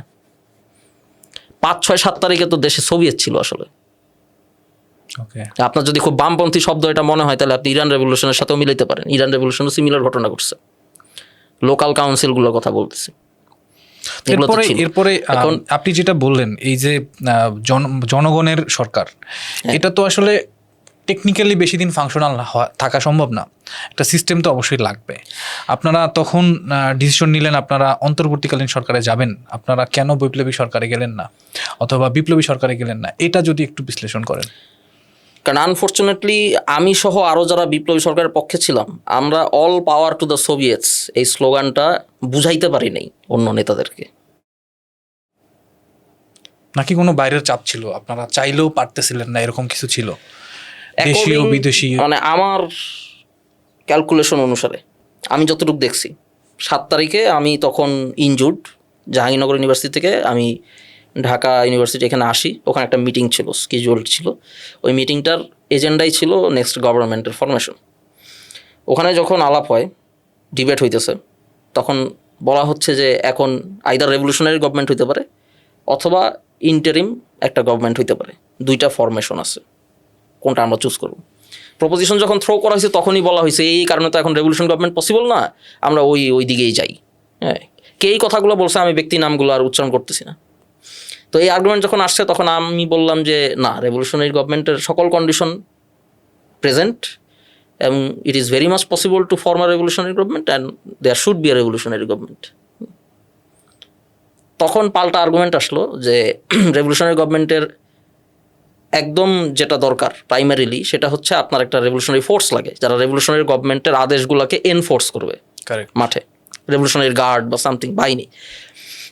আমি তখন ওখানে বললাম যে আমাকে আপনারা 3 ঘন্টা সময় দিবেন, 3 ঘন্টা সময় দিবেন, 3 ঘন্টার মধ্যে আমি রেভলিউশনারি একটা ফোর্সের কমান্ড নিয়ে আপনাদের সাথে দেখা করব। ওকে, এখন আমি এটা তো শূন্য থেকে বানাবো না, কোথা থেকে আসবে? It's already there, it's already there. I just have to pick. Yes, because if you recall, আমাদের বাংলাদেশ সেনাবাহিনীর যারা সৈনিক এবং অফিসার্স ওভারওয়েলমিংলি তখন জনগণকে সাপোর্ট করছিল, এই কারণে 5 তারিখে গুলি হয়নি। Of course there were units maybe, তারা certainly there were generals who were against the people, right. But they are মানে মাইনরিটি, অ্যাবসলুট মাইনরিটি। এবং পুলিশের মধ্যেও কিছু কিছু পুলিশ অফিসার ছিল যারা যখন গোলাগুলি শুরু হয়েছে রিজাইন করছে, এটা কি আপনি জানেন? ছিল কিন্তু অনেক পুলিশ অফিসার ছিল যারা সিভিল ড্রেস পরে আন্দোলনে আসছে ওকে, অংশগ্রহণ করার জন্য। এরা অনেকেই হচ্ছে মানে বঞ্চিত, বা হয়তো বিএনপি জামাত ব্যাকগ্রাউন্ড থাকার কারণে তাদেরকে সার্ভিসে নিচে ফেলে রাখা হয়েছে, বা হোয়াট এভার দ্যাট ইজ, তারা তো অংশগ্রহণ করছে জনগণের সাথে। রাইট। তো we had that core to build a revolutionary apparatus, security apparatus, force. এটার জন্য আলাদা আইআরজিসি বানাইতে হবে, এটা তো প্রয়োজন নাই আসলে। Because when your army becomes and your state apparatus becomes revolutionary, then that's enough. হ্যাঁ, হাউ ওয়াজ দ্য রেসপন্স? তাই তো। আপনার এই প্রপোজালটার পরে তারা কিভাবে এটাকে, মানে কি রিপ্লাইটা কি ছিল? রিপ্লাই ছিল মকারি। সেটা কি আমার সামর্থ্যের উপরে তারা বিশ্বাস করে না এই কারণে, নাকি সে জানি না, হইতেও পারে এরকম মনে করছে যে এই ল্যাংড়া এখন এগুলা করবে কীভাবে, আমি তো তখন ক্রাচে করে চলাফেরা করতেছি। বাট আমি মনে করি আমি খুব ভালো কথা বলতে পারি, মানুষকে কনভিন্স করতে পারি। রাইট। আমাকে 3টা ঘন্টা সময় দেওয়া উচিত ছিল। আচ্ছা, এই সময় দেওয়ার ডিসিশনটা কার হাতে ছিল? আপনার কি মনে হয় আপনার যে ভাই ব্রাদাররা, ধরেন আপনি বিপ্লবের যারা সম্মুখ সারির নেতা ছিল, নাহিদ, সার্জিস বা হচ্ছে গিয়া হাসনাত বা মাহফুজ ভাইরা, ওনারা কি হচ্ছে গিয়ে এই সময়টা দিতে পারতেছিলেন না, নাকি হচ্ছে গিয়ে আর কোনো ফোর্স? কারণ আমি ওনাদের বিভিন্ন ইন্টারভিউতে শুনি ওনারাও বলতেছে আমরাও অপারক ছিলাম, আমরাও পারতেছিলাম না, কারণ পুরনো শক্তি যে এস্টাবলিশড পলিটিক্যাল পার্টি যারা ছিল তারা বেসিক্যালি এটা চায় নাই। তারা চাইছে যে কোনোভাবে কোনো না কোনোভাবে এই ক্ষমতাটা জানি তাদের দিকেই চলে আসে। সো তারাই বেসিক্যালি আপনাদেরকে এটা হইতে দিচ্ছিল না। বাট এখন আমার কোশ্চেন হচ্ছে গিয়ে যে আপনারা কি ওই ডিসিশন মেকিং এর জায়গাতে তখন ছিলেন কি ছিলেন না, নাকি আপনাদের ভিতরেও দ্বিধাদ্বন্দ্ব ছিল? ফ্যাক্ট ইজ, আমি যে মিটিংয়ের কথা বলতেছি ওখানে সবাই উপস্থিত ছিল না। 7 তারিখের মিটিং, হ্যাঁ, ওইদিক অনেকেই উপস্থিত ছিল না, প্রথম সারির নেতাদের মধ্যেও। এবং ওই মিটিংয়ের পরিবেশটা এমন ছিল যে এখানে ডিসিশন অলরেডি মেড, জাস্ট ঘোষণা করা হচ্ছে, এরকম একটা অ্যাটিটিউড। এবং আমি যখন আর্গু করতেছিলাম 3 ঘন্টা সময় আমার দেন, ততক্ষণে মিটিং প্রায় শেষ আর কি, সবাই উঠে চলে যাচ্ছে টাইপের। কিন্তু আমি সেটা তাদের মানে ওই ফোরামের ডেমোক্রেটিক একটা ডিসিশন হিসেবে এই মিটিংটা লিডিংটা কারা দিচ্ছিল? আপনারাই, আপনাদের স্টুডেন্ট লিডাররাই নাকি? স্টুডেন্ট লিডাররাই। ওকে, সেখানে কোনো পলিটিক্যাল পার্টি বা থার্ড পার্টি? পলিটিক্যাল পার্টি ছিল না, সিভিল সোসাইটি ইন্টেলেকচুয়ালদের কয়েকজন ছিল। ওকে, এখন আমার জন্য এটাই ডিসিশন হ্যাজ বিন মেড, এটা যেটা বললেন, এই এটা ইম্পর্টেন্ট আসতেছিল, কে নিচ্ছিল? বিকজ ওই মিটিং এর আগেও অনেক কিছু হয়েছে। ওই মিটিং এর আগে আপনারা জানেন যে একটা অনলাইন মিটিং হয়েছে তারেক রহমানের সাথে, জি, 5 তারিখ বিকেল বেলা। হ্যাঁ, তো অনেক কিছু তখন হয়ে গেছে, তারপরে কিন্তু ওই মিটিংটা হয়েছে। তো আমার যে ধারণা, এখানে যেই কথাটা ওনারা বলেছেন, আরও যারা নেতাদের কথা বললেন, সেটাও ফালায় দেওয়ার মতো তো না, অবশ্যই না। এবং এইটা ট্রু, এটা আমি জানিও, এটা আমি বিশ্বাসও করি যে জাতীয় সরকার করার এটা প্রস্তাবনা ছিল, প্রস্তাবনা আসলেই তারেক রহমানকে দেওয়া হয়েছে, এবং উনি এটা ডিসরিগার্ড করে দিয়েছেন। এখন আমার বেশ কিছু জায়গায় কোশ্চেন আছে। তারপরও ফার্স্ট অফ অল, পলিটিক্যাল পার্টিগুলো তো ক্যান্টনমেন্টেই দৌড় দিছিল, তারা তো রেভলিউশনারি গভর্নমেন্টের দিকে আসলে মনোযোগী ছিল বলে তো মনে হয় না। পাওয়ার ভাগ বাটোয়ারা কীভাবে হবে এটা জানতে বেশি আগ্রহী ছিল তারা ওই সময়। All power to the people, এই যে স্লোগানটা, এটা তো তারা আসলে স্ট্রাকচারালি হিস্ট্রিক্যালি ধারণ করে না, খুব স্বাভাবিক, তাদের যেটা করার কথা তারা ওইটাই করছে। এখন ফ্যাক্ট ইজ, আমরা কি অ্যাডামেন্ট ছিলাম? আমি তো জানি না ওই অনলাইন মিটিংয়ে কী হয়েছে, আমি তো জানি না। আমি দায়িত্ব নিয়ে বলতে পারি, ওই অনলাইন মিটিংয়ে আমি থাকলে আমি বলতে পারতাম যে মিস্টার তারেক রহমান সাহেব আপনার কি করার আপনি করেন, আমরা শহীদ মিনারে যাইতেছি। That's the এখন point. কথা হচ্ছে এটাই আমি বলতে চাচ্ছিলাম যে আপনাদের কেন তারেক রহমানের পারমিশন নিতে হবে বৈপ্লবিক সরকারের জন্য বা বিপ্লবী সরকারের জন্য? Exactly So you guys have lead the rising, right? আপনারা তখন নেতৃত্বে, সো আপনাদের কেন সেই পুরনো সিস্টেমে যারা ছিল তাদের কাছে পারমিশন নিতে হবে? আমরা কি এই গভর্নমেন্টে যাইতে পারি কি পারি না? আপনাদের তো তাদের Exactly. পারমিশনের দরকার নাই। না দরকার নেই, না দরকার নেই, দরকার ছিল না। আপনারা কেন এটাতে গেলেন? আপনাদের কেন মনে হলো Tarek Rahman is the leader, we should go to him? আমাদের কাছে বলতে যারা অনলাইন মিটিংয়ে ছিলেন তাদের কাছে কেন মনে হয়েছে আই ডোন্ট নো, এবং আসলেই এই কনভারসেশন হয়েছে কিনা ওইটাও আমি জানি না। আমি তো জানি না আসলে যে কোন কি কথা এক্স্যাক্টলি হয়েছে, এটা জানাটা খুব দরকার বাংলাদেশের হিস্ট্রির জন্য। কিন্তু এটা আই সাসপেক্ট তারেক রহমানকে যে স্ট্রেংথের সাথে কনফ্রন্ট করা উচিত ছিল আমাদের লিডাররা সেটা করতে আটারলি ফেইল করছেন। আই সাসপেক্ট দ্যাট, কারণ আলটিমেটলি তারেক রহমান সাহেবও তো পলিটিশিয়ান। রাইট, যে কোনো পলিটিশিয়ানকেই with correct course of actions, persuasiveness you can persuade. তো তারেক রহমান সাহেবকে আসলে কি পারসুয়েট করার চেষ্টা করা হয়েছিল, নাকি তারেক রহমান সাহেব যখন বলছেন যে না তোমরা অন্তর্বর্তীকালীন সরকার করে 2-3টা মন্ত্রী হয়ে যাও, তখন তারা বাস রাজি হয়ে গেছে? আই সাসপেক্ট যে এটা হয়েছে কিনা। হ্যাঁ, এটা একটা বিষয়। আর আলটিমেটলি রেভলিউশনারি ছাড়া রেভলিউশন হয় না। মনে করেন একটা রেভলিউশনের ঘটনাটা ঘটলো, কিন্তু সেটার সামনে যারা আছে তারা ক্যারেক্টারিস্টিকলি রেভলিউশনারি না, তাইলে তারা রেভলিউশনটারাই ছোট কইরা তারা যেরকম সেরকম বানায় ফেলবে। রাইট। আমি এখন খুবই বাজে একটা উদাহরণ দিব, কিন্তু এটা দিতে হবে, কারণ ইতিহাসে তো আসলে এই জিনিসগুলো ভালোভাবে লেখা থাকবে না, তো কারেক্ট ক্যারেক্টারিস্টিকগুলো আসলে বর্ণনা করা উচিত। আমি কোনো ব্যক্তিকে এখানে অ্যাকিউজ করতে চাইতেছি না, আমি একটা সার্টেন ক্যারেক্টারিস্টিক যেটা আসলে বিপ্লবী সরকার হইতে দেয় না, বা এখানে আসলে একটা রেভলিউশনারি চেঞ্জ হইতে দেয় না বাংলাদেশে 24-এর পরে, সেটাকে অ্যাকিউজ করে আমি বলতেছি, একটা গল্প বলতেছি। সেটা হচ্ছে একজন ভিক্ষুক বাজারে ভিক্ষা করে। তার বাজারে একটা একতলা মার্কেটের মতো আছে, ওখানে সে ভিক্ষা করে, একতলা দোতলা। তাকে জিজ্ঞেস করলো তোমার স্বপ্ন কি, কি চাও? সে বলল যে এই মার্কেটটা যেখানে আছে সেখানে একদিন 10তলা শপিং মল হবে, আর্কেড টার্কেট অনেক কিছু হবে এখানে। হ্যাঁ, তখন তাকে বলা হলো গ্রেট, এটা তো অনেক বড় একটা ভিশন, সেখানে তুমি কি করবা, কিভাবে ম্যানেজ করবা এটা? তখন সে বলতেছে আমি ওটার সামনে ভিক্ষা করব। তার চিন্তা ভাবনার লেভেল ওইটুকুই। হ্যাঁ, এক্স্যাক্টলি। তো আমার মনে হয় যে এইটা একটা বড় সমস্যা, যে কারণে আসলে আমাদের পলিটিক্যাল ট্রানজিশনটা ওই দিকে গেল। জুলাই বিপ্লব কি অপরিণত বিপ্লব ছিল? আপনার কি মনে হয়? We are not that much prepare to get this reward. Yes, এবং এই জিনিসটা না বাংলাদেশে এতটা রিকারেন্ট, মানে বারবার হয়। 71-এও সেম ঘটনা ঘটছে। 71-এ আওয়ামী লীগের এরা হচ্ছে গিয়ে ইলেকশন করছে কি হওয়ার জন্য? এমপি মন্ত্রী হওয়ার জন্য। রাইট।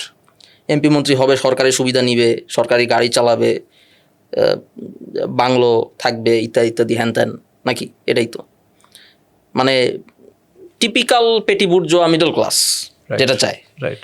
হঠাৎ করে দেখলো একটা ন্যাশনাল লিবারেশন ওয়ার, এবং তারা নাকি সেটা লিডার। তারা কোনোদিন তো মানে চিন্তা করে নাই কিভাবে, রেডি ছিল না, কোনো প্রিপারেশন ছিল না। এবং যখন তারা এই অবস্থায় পড়ছে তখন তারা পাগল হয়ে কি করছে, অন্তত জানটা বাঁচাই ইন্ডিয়ার দিকে ঢুকে গেছে। কেন? তখন মানে দাদেন ইস্ট পাকিস্তান, বাংলাদেশে কি জায়গার অভাব? বিশেষ করে তখনকার সময় জঙ্গলের অভাব, পাহাড়ের অভাব, যেখানে গিয়ে একটা প্রভিশনাল গভর্নমেন্ট এস্টাবলিশ করে মিলিটারি রেজিস্ট্যান্স শুরু করা যায় না। Fortunately they did successful. তো এই যে আপনি ভিয়েতনামের লিবারেশন যুদ্ধটা দেখেন, ওখানে কিন্তু এটা হয় নাই। ওখানে কিন্তু তারা আসলে হোচিমিন কিন্তু এভাবেই লিড দিছে, আসলে যুদ্ধ লিড দিছে, তাই না? কিন্তু মানে বাংলাদেশের মুক্তিযুদ্ধের প্রেক্ষাপটটা তো ডিফারেন্ট ছিল। ধরেন আমাদের তো আমাদের যে রিসোর্স ছিল সেটা দিয়ে তো পাকিস্তান মিলিটারির সাথে যুদ্ধ করা, আমাদের সেলফ ফাইট করে জিতে আসাটা টাফ ছিল। এই জন্য তারা হয়তো ফিল করছে যে শত্রু বন্ধু হয় ইন্ডিয়া। আমাদের এখানে যদি কোনো রেভলিউশনারি প্রভিশনাল গভর্নমেন্ট হইতো লেটস সে, অবশ্যই তারা ইন্ডিয়ার হেল্প নিত। অবশ্যই পাকিস্তানের বিরুদ্ধে ওই সময় ওভাবে যুদ্ধ করা অবশ্যই ইন্ডিয়ার হেল্প নিত। বাট আমার মনে হয় না তারা কলকাতার থিয়েটার রোডে গিয়ে ঢুকে বসে থাকতো, বা আশেপাশের বাসা বাড়িতে গিয়ে মদ খায়া মাতাল হয়ে পড়ে থাকতো। হ্যাঁ, এগুলো তো আর হইতো না, তাই না? তাদেরকে তো নিশ্চয়ই ওখানে কি জানি ওই জায়গাটার নাম ওইখানে পাওয়া যেত না আর কি, সোনাগাছি সেক্টর, সোনাগাছি সেক্টরে পাওয়া যেত না। বলা হইতো না যে আরে মন্ত্রী সাহেব আপনি আসছেন এখানে, আপনি চাইলে তো আপনার কাছে পাঠাই দিত। রাইট। আচ্ছা, আমরা একটু পরবর্তীতে যাই। আপনার একটা ইন্টারভিউতে দেখলাম আপনি বলতেছিলেন যে আমরা প্রোটোকল চাই না, আমাদেরকে প্রোটোকল দিয়ে দেওয়া হচ্ছে, আমাদেরকে স্যার ডাকা হচ্ছে, সিস্টেম আমাদেরকে তোষণ করছে। এই যে সিস্টেম বা আমলাতন্ত্র, এটা ক্ষমতার সাথে বিলীন হয়ে যাওয়া এবং ক্ষমতার সাথে এক হয়ে শোষণ করার যে প্রবণতাটা, এটা খুব রাইটলি আপনি পয়েন্ট করছেন ওই সময়। আই এম শিওর যে আপনাদের ফোরামে এটা নিয়ে আলাপ হয়েছে যে এই আমলাতন্ত্র থেকে ভেঙে ফেলতে হবে, এই সিস্টেমটাকে ভেঙে ফেলতে হবে। আর নইলে যে আকাঙ্ক্ষা নিয়ে আমরা এত বড় একটা বিপ্লব করলাম, এত মানুষ শহীদ হইল, এই মানুষের বা জনগণের যে রাষ্ট্র হওয়ার যে আকাঙ্ক্ষা, এই আকাঙ্ক্ষাটা পূরণ হবে না। Just there will be change of people. So এটা আপনারা পয়েন্ট আউট করলেন, বাট আপনারা কোনো অ্যাকশন নিতে পারলেন না। কয়েকজন সচিবের রদবদল ছাড়া আর কিছুই দেখলাম না। আসিফ মাহমুদ উনি বললেন যে বিপ্লব কিন্তু কোনো নিয়ম মেনে হয় নাই, আপনারা নিয়ম না মানলে আমরা আপনাদেরকে সরাই দিব, বাট উনি কিছুই করতে পারলেন না। এই যে আপনাদের না করতে পারা, আপনারা সরকারের ভিতরে থেকেও কিছু করতে পারলেন না, কিভাবে পারা সম্ভব? মানে কি করা যাইতো বা কি করতে পারলাম না বা কেন হইল না, এটা যদি একটু বলেন। প্রথমত আমাদের আমলাতন্ত্র বা স্টেট স্ট্রাকচারের অরিজিন কোথায়? ব্রিটিশ অরিজিন, 200 বছরের পুরাতন আমলাতন্ত্র। তো আমাদের এখানে যা কিছুই আপনি দেখেন, এটার ফাংশন হচ্ছে দুইটা। এক, এখান থেকে সম্পদ লুট করে বাইরে পাঠাবে, ব্রিটিশরা নিয়ে যেত আর কি, এখানকার পাট মশলা এগুলো নিয়ে যেত। এবং আমাদের সম্পদ নিয়ে যেতেছে, আমরা তো বসে থাকবো না, আমরা চিল্লাচিল্লি করবো, লাফালাফি করবো, বিদ্রোহ করার চেষ্টা করবো। দেন বিদ্রোহ ঠেকানোর জন্য ডান্ডাবাজ একটা সিকিউরিটি অ্যাপারেটাস লাগবে। তো ওইভাবে আমাদের পুরো আমলাতন্ত্র লুটপাট এবং লুটপাটের অ্যাগেনস্টে, লুটপাটকে সিকিউর করার জন্য দমন, এই দুইটা জিনিসের উপর বেস করে তৈরি। আমাদের পুলিশিং সিস্টেম, আমাদের সিকিউরিটি অ্যাপারেটাস, আমাদের স্টেট অ্যাডমিনিস্ট্রেশন, সব কিছুই। এবং এখনও দেখেন টাকা লুটপাট দুর্নীতি অনেক দেশেই হয়, কিন্তু কেন আমরা একটু কোশ্চেন করি, কেন আমাদের টাকা সবসময় বেগমপাড়ায় চলে যায়? মানে এখানে দুর্নীতি করে এখানেই তো ব্যয় করতে পারতো। Why not? Because the structure is made as such. আগে লন্ডনে চলে যেত আমাদের পাট মশলা, সাদা চামড়ার সাহেবরাই নিয়ে যেত, এখন বাদামি চামড়ার সাহেবরা বেগমপাড়ায় নিয়ে যায়। ওইটা তো চেঞ্জ হয় নাই, ওই স্ট্রাকচার তো চেঞ্জ হয় নাই। সো এগুলো বাইরেই ফ্লো করতে থাকবে। আমাদের রক্তে অর্জিত সম্পদ আর কি, হ্যাঁ, আমাদের শ্রমে ঘামে তৈরি করা, আমাদের অর্জিত। এবং যখন আমাদের সন্তানরা, যখন আমরা এটার বিরুদ্ধে বিদ্রোহ করব, তখন গুলি করে মেরে ফেলা হবে। এভাবেই বিষয়টা সাজানো। এবং এটা আপনি পাকিস্তান আমল থেকে বাংলাদেশের ইতিহাস চেঞ্জ হয় নাই আলটিমেট যে স্ট্রাকচারটা। এখন 72-এর সংবিধান নিয়ে অনেক কিছু বলতেছে, ট্রু, 72-এর সংবিধান তো এই এই এই এই সিস্টেমটাকে রিপ্রেজেন্ট করে এই মুহূর্তে। কিন্তু 72-এর সংবিধান 72 সালে হয়েছে দেখে এই জন্য তো আমি এর বিরুদ্ধে, বিষয়টা এরকম না। কারণ 1956 সালে পাকিস্তানের সংবিধানও এরকমই ছিল। 1858 সালে সিপাহী বিদ্রোহ যখন দমন করে ফেললো এবং ব্রিটিশরা বুঝলো যে এখানে আসলে আমাদের একটা complex legal political system grow করাইতে হবে, যে সিস্টেমটাই আমাদেরকে সেভ করবে, আমরা ইচ্ছামতো লুটপাট আর দমন করতে পারবো। তখন রানী ভিক্টোরিয়া এটা করার জন্য 1858 একটা ঘোষণা দিলেন যে তোমরা ভারতের সবাই আমার প্রজা, আমার বিরুদ্ধে বিদ্রোহ না করলে সব ওকে মানে আমি নিয়ে যাবো আর কি তোমার যা কিছু, বাট তুমি বিদ্রোহ না করে আমার প্রজা থাকো, তাইলে অন্তত মেরে ফেলবো না। কারেক্ট। এখন এই যে একটা সনদ বা একটা ঘোষণা দিলেন, এইটাই হচ্ছে কনস্টিটিউশনাল যে স্ট্রাকচারটা প্রথম আমাদের এখানে এস্টাবলিশ হইলো, লিগাল স্ট্রাকচারটা। ওইটাই আমাদের প্রথম কনস্টিটিউশন, লেটসে 1858 সালে। কলোনিয়াল অপ্রেসিভ একটা জিনিস। এবং তারপর থেকে পাকিস্তান হওয়ার পর 1947 সালে 1956-এ পাকিস্তান কনস্টিটিউশন, ওই same logic, same structure change করে নাই, খালি বলছে এখন আমরা ইসলামী রাষ্ট্র, তাইলেই হয়ে চেঞ্জ হইল না। ধরেন দেশটা কতবার ভাঙলো, ব্রিটিশ রাজ থেকে পাকিস্তান হইলো, পাকিস্তান হওয়ার পরে 71 বাংলাদেশ হইলো, এরপরে এই যে বাংলাদেশেও কয়েকটা বড় বড় রেভলিউশন হইলো, 90-তে হইলো, 24-এ হইলো, কখনোই হচ্ছে গিয়ে এই সিস্টেমটা কেউ ব্রেক করলো না। এর কারণটা কি? এতগুলো রেভলিউশন হওয়ার পরও রেভলিউশন নেতৃত্ব তো প্রান্তিক মানুষ ছিল, তারাও তো কেউ, মানে আপনারাও তো একেবারে খুব রিসেন্ট পাস্ট, আপনারাও তো ছিলেন, আপনারাও ব্রেক করতে পারলেন না। মানে এটা এতটাই স্ট্রং, এটাকে কেউ ব্রেক করতে চাইলেও পারতেছে না, এবং অদূর ভবিষ্যতেও মনে হয় না সম্ভব। এটা কিভাবে পসিবল? মানে কি কি কি মেকানিজমটা চলে, এটাকে কিভাবে উৎখাত করা যায়? প্রথমত এটা তো অনেকগুলো লেয়ারে ছিল, আমরা কিন্তু লেয়ারগুলো পিল করছি অনিয়নের মতো, এখন জাস্ট কোরটা বাকি আছে। আমরা প্রোগ্রেস করি না, এটা কিন্তু সত্য না। এমন মনে হতে পারে যে এত লড়াই করলাম, ইভেন আমার দাদার দাদা থেকে যদি ধরি, আপনার এবং আমার মোটামুটি কনফিডেন্সের সাথে বলা যায় কৃষক বিদ্রোহে অংশ নিছে এরকমও পাওয়া যাবে। কারেক্ট। তো এখন এত কিছু করে আসার পরেও কিছু হইল না, তো এটা তো আটারলি ডিসঅ্যাপয়েন্টিং। অ্যাকচুয়ালি না, আমরা যদি একটু নোটিস করি তাহলে আমরা দেখবো যে প্রত্যেকটা লড়াইটাকে আরেক ধাপ আগায় নিয়ে গেছে, যে অপারেশনের যে অনিয়ন স্ট্রাকচার, এটা লেয়ারগুলোকে আস্তে আস্তে ওপেন করতেছে। কীরকম?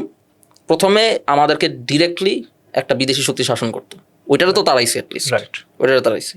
পরে আমাদের এখানে সাবকন্টিনেন্টাল হইলেও সেখানেও আমরা দেখছি যে আমাদের একটা ন্যাশনালিস্ট স্ট্রাগল করা লাগলো, পাকিস্তানের সাথে করা লাগলো, গেল।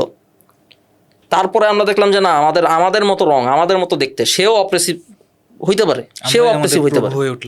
হ্যাঁ। তো আমরা তখন কি করলাম? মিলিটারি ডিক্টেটরশিপের সাথে ফাইট করলাম, আইয়ুবের সাথে ফাইট করছিলাম, তারপরে তো এরশাদের সাথে ফাইট করছি। আপনি কখনো কোশ্চেন করছেন যে 69 গণঅভ্যুত্থানের পরে মিলিটারি গভর্নমেন্ট আসতে পারছে, 24 পরে আসতে পারে নাই কেন? This is a development. Historically মানুষ, আপনি বলবেন যে যারা আন্দোলন করছে তো ইতিহাস পড়ে আসে নাই, এখানে কালেকটিভ কনসাসনেস বলে একটা ব্যাপার আছে।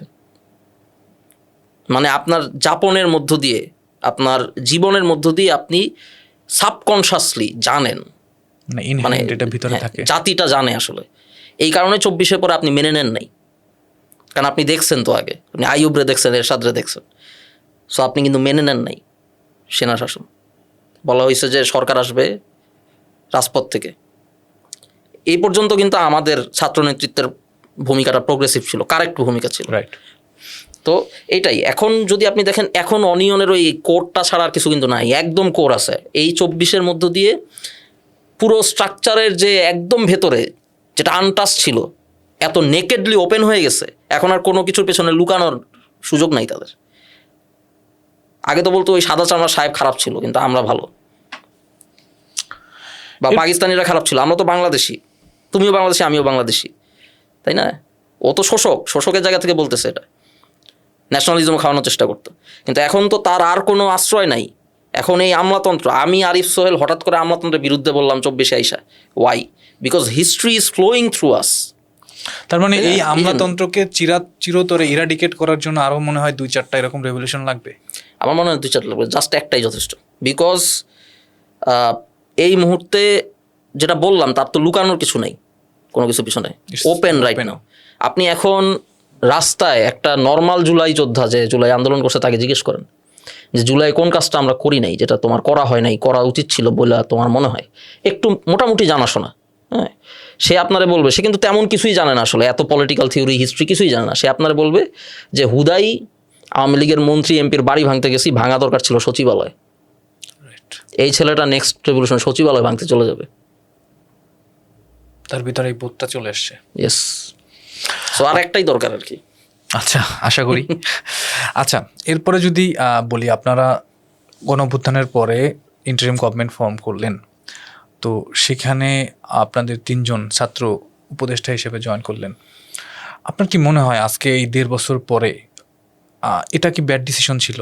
কারণ আমরা দেখছি যে ইন্টারিম গভর্নমেন্টের যত ধরনের ধরেন ফলস আছে, যারা ভুল করছে যেগুলা, সবগুলাতেই হচ্ছে গিয়া এই ছাত্রদেরকেই পয়েন্ট আউট করা হয়েছে, এবং এই ছাত্ররা তাদের তাদের তাদের অসহায়ত্ব ওপেনলি বলছে যে আমরা আসলে কিছু করতে পারতেছি না, আমাদেরকে কাজ করতে দেওয়া হচ্ছে না, গভর্নমেন্টের ভিতরে আরেকটা গভর্নমেন্ট আছে, এটা বলতেছে তারা। But still people are pointing out you guys, যে এবং আপনাদেরকে বলা হচ্ছিল you guys are the, I mean even the government.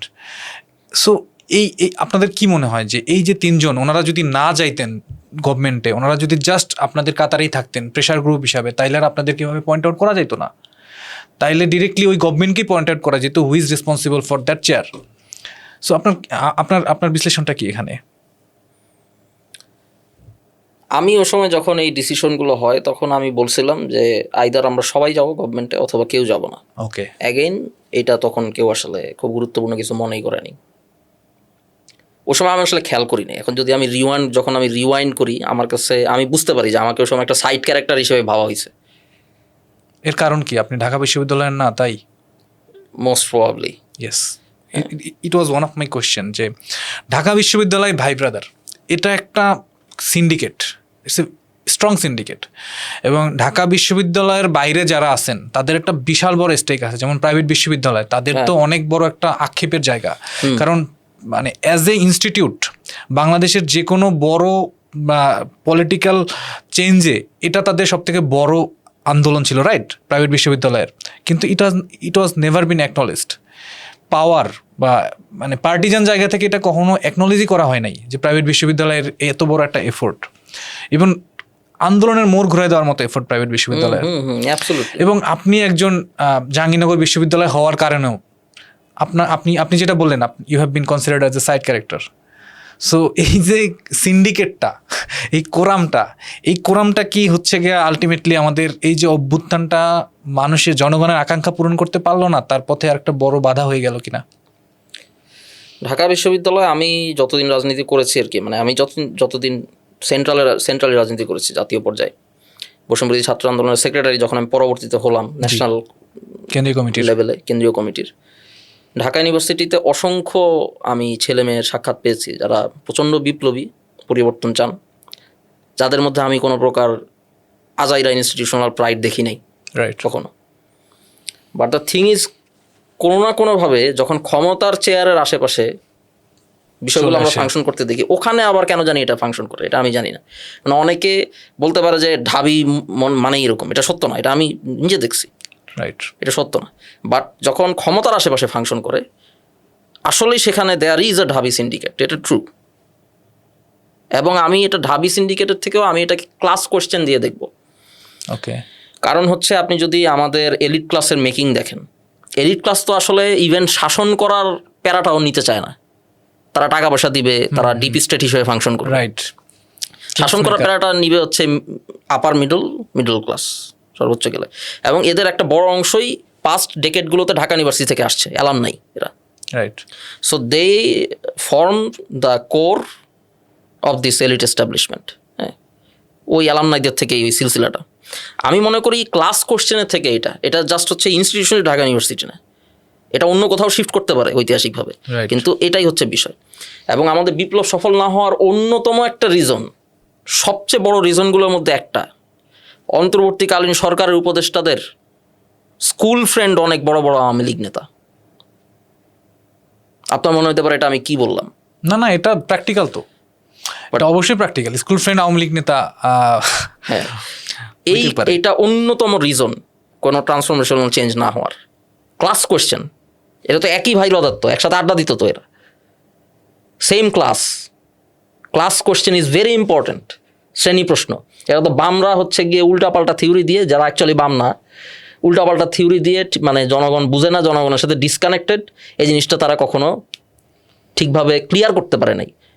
But 24-এ practically এটা খুব ক্লিয়ার হয়েছে ক্লাস কোয়েশ্চেন কতটা ইম্পর্টেন্ট জনগণের জীবন এবং রাজনৈতিক পরিস্থিতির প্রো পিপল ট্রানজিশনের জন্য, রেভলিউশনারি চেঞ্জের জন্য। ক্লাস কোয়েশ্চেনটা বোঝাটা অ্যাবসলিউটলি ইম্পর্টেন্ট। এটা যদি আরও ভালোভাবে আমরা ক্যাচ করতে পারতাম, পদক্ষেপ নিতে পারতাম, তাইলেই হইতো। এটা খুব গুরুত্বপূর্ণ। আচ্ছা, এরপরে হচ্ছে গিয়ে আপনারা এনসিপি গঠন করলেন। এনসিপিতে আবার সেম ঘটনাই ঘটছে আপনাদের, মানে ওই আন্দোলনকারী অংশের ঢাকা বিশ্ববিদ্যালয়ের যে লিডারশিপ, তারাই লিডিংয়ে চলে আসলো। সো আপনিও খুব গুরুত্বপূর্ণ একটা পজিশনে ছিলেন। সো এনসিপি গঠন করার সময় এনসিপির প্রতি মানুষের যে এক্সপেকটেশন ছিল, আজকে 1.5 বছর পরে এনসিপি এখন সংসদে, আপনি কি দেখেন? আপনি যদি লুকিং ব্যাক, আপনার কাছে কি মনে হয় এনসিপির প্রতি মানুষের যে আশা ভরসার জায়গাটা ছিল, আজকে তারা 6 জন হয়তোবা সাংসদ, তাদের প্রতি কি মানুষের আশা ভরসাটা আছে এখনো? মানুষের আশা ভরসা আছে কিছু আগের তুলনায়। যদি আমরা 5 আগস্ট 2024 ধরি, তাহলে তার 100 ভাগের 1 ভাগও নাই। কিন্তু তারপরও যা আছে তাও হিউজ। থাকার অন্যতম কারণ হচ্ছে আর কিছু তো নাই, বাংলাদেশের মানুষ আসলে বিশ্বাস করতে ভালোবাসে। বাংলাদেশের মানুষ প্রচণ্ড বিশ্বাস করে, বাংলাদেশের মানুষ আস্থা রাখতে চায় এজন্যে। কিন্তু ফ্যাক্ট ইজ, যে কারণে আমাদের ছাত্র উপদেষ্টারা কিছু করে উঠতে পারে নাই, সে কারণে এই সাংসদরাও পারবে না। কারণ ওয়ান্স আপনি ওই কলোনিয়াল স্ট্রাকচারটা আপনি মেনে নিছেন, 8 তারিখ, আগস্টের 8 তারিখ প্রতিবিপ্লব সংগঠিত হয়েছে, সাংবিধানিক প্রতিবিপ্লব, মানে রেভলিউশনকে কাউন্টার করে দেওয়া, রেভলিউশনের এফেক্টকে কাউন্টার রেভলিউশন যেটা সংগঠিত হয়েছে 8 তারিখে। তার মাধ্যমে এটা রেভলিউশনারদের হাত ধরেই হয়েছে, বিপ্লবীদের হাত ধরেই প্রতি বিপ্লব হইলো তো, হ্যাঁ কারণ বিপ্লবীরাই তো 8 তারিখ গেল শপথ গ্রহণ করলো। আমি বিপ্লবী বলবো না অবশ্য, তারপরও কারণ বিপ্লবী হইতে হইলে মানে এটা কনসিয়াসলি ডিসাইড করতে হয় যে আমি আসলে এটাই চাই। আচ্ছা, তো এখন ফ্যাক্ট ইজ এই জায়গায় তাহলে কি হয়েছে সেটা হচ্ছে পুরনো ল এবং লিগ্যাল লজিকগুলো এস্টাবলিশ হয়েছে।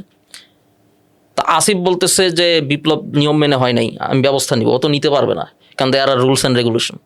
এবং যেই মুহূর্তে 8 তারিখে সে শপথ নিয়ে ফেলছে, পুরনো সংবিধান আবার এস্টাবলিশ হয়ে গেছে, ওই রুলস অ্যান্ড রেগুলেশনগুলো এস্টাবলিশ হয়ে গেছে, তাহলে সে এখন পারলেও কিছু করতে পারতেছে না। রাইট, তার হাত তো বাঁধা।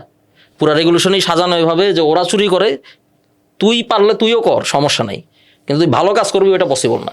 রুলস অ্যান্ড রেগুলেশনগুলো ওভাবেই তো সেট করা, তাহলে সে কীভাবে পারবে? কেউই তো পারবে না। আপনারা নয়া রাজনৈতিক বন্দোবস্তের কথা বললেন, এটা আমাদের অনেক প্রিয় একটা টার্ম ছিল, কিন্তু আমরা দেখলাম সেই একই গল্প, সেই সেই সেই একই রাজনীতি, সুবিধা মতো জোট করা এবং সেই একই রাজনীতি করে ক্ষমতার জন্য ক্ষমতার পিছনে যাওয়া। সো দেখলাম সেই পুরানো নাটকের মঞ্চায়ন। সো এই যে আমাদের আই মিন একটা সেকেন্ড রিপাবলিকের স্বপ্ন, আমাদের যে নয়া রাজনৈতিক বন্দোবস্ত, সিস্টেম কলাপসের স্বপ্ন, এটা তো এটা কি অধরাই রয়ে গেল? এখন এনসিপি আর বলে না নয়া রাজনৈতিক বন্দোবস্তের কথা, তারা পুরাতন রাজনৈতিক বন্দোবস্তে ঢুকে গেছে। এটা তো অবশ্যই, আপনি যদি পলিটিক্যাল স্ট্রাকচার, অফিসিয়াল এবং ফর্মাল পলিটিক্যাল স্ট্রাকচার দেখেন, যেটা হচ্ছে এই মুহূর্তে পার্লামেন্ট এবং দেশের প্রতিষ্ঠিত রাজনৈতিক দলগুলো, তাহলে ওইটা মেকআপ দেখলেই তো বোঝা যায় যে আসলে তেমন কিছু চেঞ্জ হয়নি। রাইট, কিছুই চেঞ্জ হয় নাই। এবং সেটা আসলে পাওয়ারের দিকে তাকায় থাকতে গিয়েই হয়েছে, যে পাওয়ারের দিকে তাকায় আছে, পাওয়ারের পার্ট কীভাবে হবো। একটা রেভলিউশন থেকে উঠে আসছে, লেটস সে 8 তারিখের ভুল, তারপর থেকে শুরু করি। 8 তারিখে একটা ভুল করছে ছাত্র নেতৃত্ব, তারপর থেকেই যদি আবারও না ভুল হয়ে গেছে, কিন্তু এখন রেভলিউশনকে কিভাবে আবারও রিটেক করা যায়, রিক্লেইম করা যায়, ওইটা যদি থাকতো নিয়ত, তাহলে নতুন বন্দোবস্ত আসতে পারত। কিন্তু নিয়ত ছিল যে পাওয়ারের পার্ট কিভাবে হওয়া যায়। এখন এইখানে আমি শুধু লোভের দোষ দিচ্ছি না, আমি দোষ দিচ্ছি একটা ভুল মাইন্ডসেটের। কারণ পলিটিক্স মিনস পাওয়ার, আমারও এটাই চিন্তা করতে হবে। আমি যেহেতু পলিটিক্স করি, আমারও এটাই চিন্তা করতে হবে পাওয়ার কীভাবে নেব। আদারওয়াইজ আমি পলিটিশিয়ান না, বুদ্ধিজীবী হইতে পারি বা হোয়াট এভার, ঠিক আছে, আমি ওই চিন্তাটা করবো তো। বাট পাওয়ারের তো ফর্ম আছে। পাওয়ার হচ্ছে যে পাত্রে রাখবে সেই পাত্রের আকৃতি ধারণ করবে। হ্যাঁ, তো পাত্রটা কোন পাত্রে আছে সেটা দেখতে হবে। পাওয়ার যেই মুহূর্তে 8 তারিখে সংবিধান এস্টাবলিশ হয়ে গেছে, পুরনো রুলস রেগুলেশন এস্টাবলিশ হয়ে গেছে, তখন পাওয়ারের ফর্মটাও হয়ে গেছে কলোনিয়াল। ওখানে কলোনিয়াল মাইন্ডসেটের পলিটিক্যাল পার্টিগুলো ডমিনেট করবে। তো ওইখানে পাওয়ারের পার্ট হইতে হলে কী করতে হবে? ওই মাইন্ডসেটের আরেকটা দল হইতে হবে। রাইট, দল হয়ে ওখানে কিভাবে আমি চিপা দিয়া ঢুকে কতটুকু কী বাইর করতে পারি সেটা চিন্তা করতে হবে। কিন্তু যদি রেভলিউশনটা আগায় নিয়ে যেতে হইতো, তাইলে পাওয়ারের লজিকটা হইতো রেভলিউশনারি পাওয়ারের logic, which is absolutely crucial. এবং পাওয়ার তো ভাই, রেভলিউশনারি গভর্নমেন্ট হলে আমার মনে হয় পাওয়ার প্র্যাকটিসের দিক থেকে আমার সাথে কম্পিটিশন খুব কম লোকই করতে পারতো, আমি যে পরিমাণে পাওয়ার প্র্যাকটিস করতাম। কারণ আমি ওই ফর্মের পাওয়ার প্র্যাকটিস করতে আগ্রহী। রাইট, ওইটা ডিফারেন্ট ফর্ম অফ পাওয়ার। এখন আমরা যেহেতু রেভলিউশনের সন্তান, ওখান থেকে আসছি, আমাদের উচিত ছিল ওই ফর্মটাকে সেন্টারে নিয়ে আসা এবং কলোনিয়াল ফর্ম অফ পাওয়ারকে সরায় দেওয়া, রাইট, জনগণকে সংগঠিত করার মাধ্যমে। কিন্তু ওই দিকে ফোকাসটা ছিল না। এই জন্য নতুন সংবিধানের কথা বললেও, গণপরিষদের কথা বললেও খালি রেটরিক দেখছেন, আপনারা কোনো মুভমেন্ট দেখেন নাই। রাইট, এই মুভমেন্টের জন্য আমরা অনেকবার হচ্ছে আমরা আর্গু করছি, দলের ভেতরেও আর্গু করছি, কিন্তু এটা হয়ে ওঠে নাই আর কি। আপনি এনসিপির খুবই গুরুত্বপূর্ণ একটা পজিশনে ছিলেন, মুখ্য সদস্য সচিব একটা বড় সময় ধরেই ছিলেন আপনি। এনসিপির আরেকজন, আমি এনসিপির বলবো না, বৈষম্যবিরোধী ছাত্র আন্দোলনের সম্ভবত বর্তমান যে দায়িত্বে আছেন রিফাত রশিদ, ওনার একটা আলাপ দেখলাম, সেখানে উনি বলতেছেন যে ওনাকে জিজ্ঞেস করা হয়েছিল, উনি সম্ভবত আজকে এনসিপিতে জয়েন করছে, মানে ওনাকে জিজ্ঞেস করা হয়েছিল যে আপনি কেন এনসিপিতে জয়েন করেন নাই। তখন উনি বলতেছিল যে এনসিপিকে উনি যতটুকু দেখছেন, এনসিপি একটা পার্টি হিসেবে ফাংশন করে না, মানে এর ডিসিশনগুলো পার্টি মেম্বাররা নেয় না। ইট ওয়াজ লাইক সামথিং যে একটা ওহি নাজিল হয় তাদের উপরে, এই যে কেউ জানে না এই ডিসিশনটা কোত্থেকে আসতেছে। যেমন তাসনুবা জাবিন, উনি যে এনসিপি থেকে বের হয়ে গেছেন, উনি যে ওনার ফেসবুক স্ট্যাটাসে লিখছেন, ইটস নট দ্যাট যে উনি জামায়াতের সাথে জোট করার কারণে উনি এনসিপি থেকে বের হয়ে গেছেন। উনি বলছেন দ্য প্রক্রিয়া, ইটস লাইক যে এনসিপিটা গঠন করা হয়েছে জামায়াতের সাথে জয়েন করার জন্য। সো এই যে এলিগেশন, এবং they are very core member of NCP, right? আপনিও কোর মেম্বার ছিলেন। সো আপনার কাছে কি মনে হয় এটা কতটুকু সত্য? এনসিপি কি আসলে পার্টি ফাংশন করে নাই, নাকি হচ্ছে গিয়ে এর ওহিটা কোত্থেকে আসতো? কে এই ওহি নাজিল করতো? কারা? এনসিপি আমার কাছে মনে হয়েছে যে প্রবলভাবেই জামাত কর্তৃক প্রভাবিত ছিল প্রথম থেকে। ওকে, এটাকে ডিল করার অনেক স্মার্ট হয়েছিল। আমি একটা বলি, সেটা হচ্ছে যদি আপনার স্বতন্ত্র একটা রাজনীতি দাঁড় করানোর ইচ্ছা থাকে, জনগণপন্থী, আসলেই নতুন বন্দোবস্তের প্রতি আপনি কমিটেড হন, এবং আপনি পলিটিক্যাল হিসাব নিকাশে দেখলেন যে আপনার সাথে জামাতি আসবে এই মুহূর্তে, BNP will not cooperate with you, okay, let's say, তখন আপনি কি করবেন? ওকে, এই সিনারিটা নিয়ে আমরা কাজ করি, দেখি কি করা যায়। ওকে, তাহলে আমরা দেখব যে জামাতের মধ্যে কোন কোন প্রবলেমগুলো আছে যেটা পিপলের অ্যাগেনস্টে যায়, জামাতের কোন কোন জিনিসগুলো প্রবলেমেটিক। আমি জামাত আর আমার মধ্যে যে পাওয়ার ব্যালেন্স, সেখানে আমি ডমিনেটিং পজিশনটা নিব, ইয়েস, এবং আমি জামাতকে বলবো এগুলো চেঞ্জ করে আসেন, এগুলো চেঞ্জ করে আসেন। আমি তাকে ওই দিকে ঠেলে দিব, এবং তারপর আমি তাকে অ্যাবজর্ব করবো। এই কথাটা আমি বলতেছি না, অনেকে বলে এনসিপি নাকি জামাতকে অ্যাবজর্ব করবে, প্রয়োজন নেই। কিন্তু আপনি তাকে প্রো পিপল একটা লাইনে নিয়ে আসলেন, দেন ইউ গো, মানে তারপরে আপনি যা করার করেন। কিন্তু এখানে কি হয়েছে? এখানে তো তা হয়নি, উল্টাটা হয়েছে, উইচ প্রুভস যে এখানে আসলে ওই পলিটিক্যাল ইচ্ছাটাও ছিল না, এখানে ওই জনগণপন্থী চিন্তাটাও ছিল না, ওই বিষয়টা আসলে কাজ করে নাই। আমি কিন্তু তাদের লজিকটা মেনে নিছি যারা জামাতের সাথে জোট করছে, যে পলিটিক্যাল মেকআপটাই এমন ছিল আমার জামাতের সাথে জোট করা লাগতো। মানে করছেন, বিএনপি কোঅপারেট করে নাই, ফাইন করছেন আপনি, কিন্তু আপনি জোটটা কীভাবে করলেন? ফার্স্ট অফ অল প্রক্রিয়া যে কথাটা আসছে 100% অগণতান্ত্রিক প্রক্রিয়া, যেখানে ভোটিংটা হয়েছে নির্বাহী কমিটিতে। আপনি ছিলেন এই ভোটিংয়ে? আমি মিটিংয়ে ছিলাম না, সেজন্য আমি নির্বাহী কমিটি মিটিংকে আমি বলতেছি ওকে ঠিক আছে ফাইন, বাট জোটের যে মিটিংয়ের ডিসিশন, এই ডিসিশনটা আপিলের অপশন থাকবে না, এত বড় একটা ডিসিশন, এবং সেটা আরও বড় ফোরামে আলাপ হবে না, সেটা জেনারেল ফোরামে আলাপ হবে না। ওয়াই? কেন না? তাহলে আমরা চলে আসি মূল প্রশ্নে, গঠনতান্ত্রিক প্রশ্নে, কিভাবে পার্টিটা ফাংশন করবে। ওই জায়গাটাতেও তো এখানে ক্লিয়ার না। মানে হচ্ছে আমরা যদি ওটা দেখি, ওটা 72 সংবিধানের মানে আরেকটা প্রতিরূপ, আর এরা নাকি 72 সংবিধান সরাবে। তাহলে আলটিমেটলি কি দাঁড়াইতেছে? পাওয়ার সেন্ট্রালাইজড। আমার কথা হচ্ছে খুব সিম্পল, আপনি যে পলিটিক্স করবেন সৎভাবে করেন। আপনি যদি বলেন আমি আসলে নতুন একটা ফোর্স আসছি, নতুন প্রজন্মের আমি একটা ব্যাচ অফ রাজনীতিবিদ, আমরা পুরনো প্রজন্ম থেকে ভালো, আমরা অনেক কুল, আমাদের বিরুদ্ধে বললে আমরা মাই দিব না, আমরা এটা বলে আপনি রাজনীতি করেন। বাট আমি রাজনীতি করতেছি পুরনো স্টাইলেই, পুরনো কাঠামোতেই, পুরনো বৈষম্য, পুরনো লজিক। হ্যাঁ, যেটা করবেন সেটা বলেন।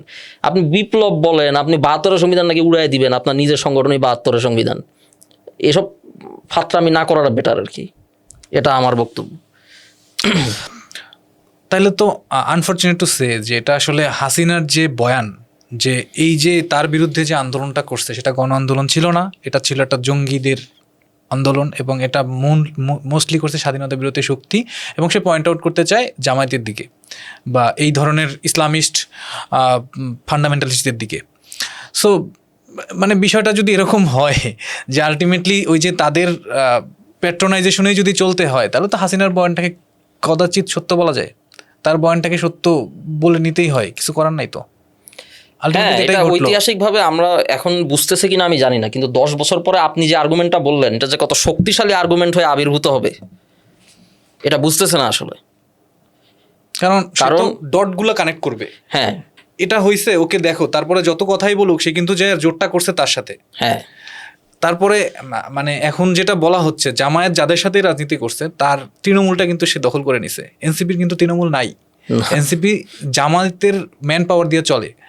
আন্দোলন সংগ্রাম যাই করে, ইভেন জনসমাবেশ যাই করে, সেটা বেসিক্যালি জামায়াতের উইংসগুলো দিয়েই করে। সো এই ডট কানেক্ট করা তো সহজ হয়ে যাচ্ছে।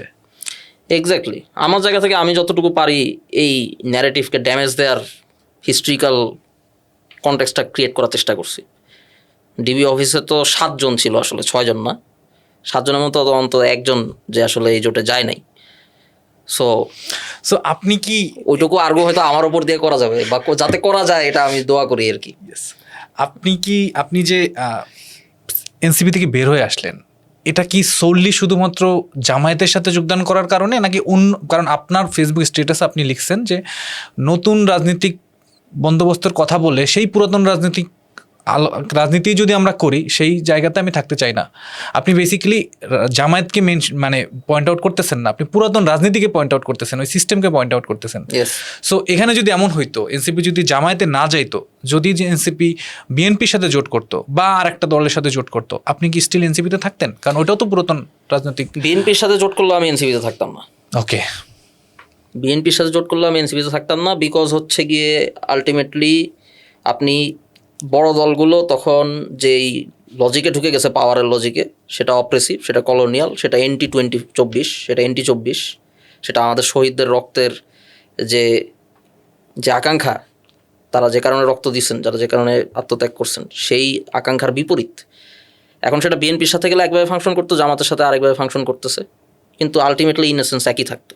কিন্তু তার আগে যে একটা জোট হয়েছিল এনসিপির সাথে, এটা হচ্ছে বাংলাদেশ এবং রাষ্ট্র সংস্কার আন্দোলন, রাষ্ট্র সংসদ, ওইটা দিয়ে একটা নতুন রাজনীতি থ্রো করা যেত। তাতে করে হয়তো আমাদের এমপি, যারা আমাদের পার্লামেন্টে এমপি হয়েছে 6 জন, এইটা নাম্বারটা কমে এসে হয়তো এনসিপি থেকে 2-এ দাঁড়াইতো, 2 বা 3 হয়তো 3-এ দাঁড়াইতো, 2-এ দাঁড়াইতো।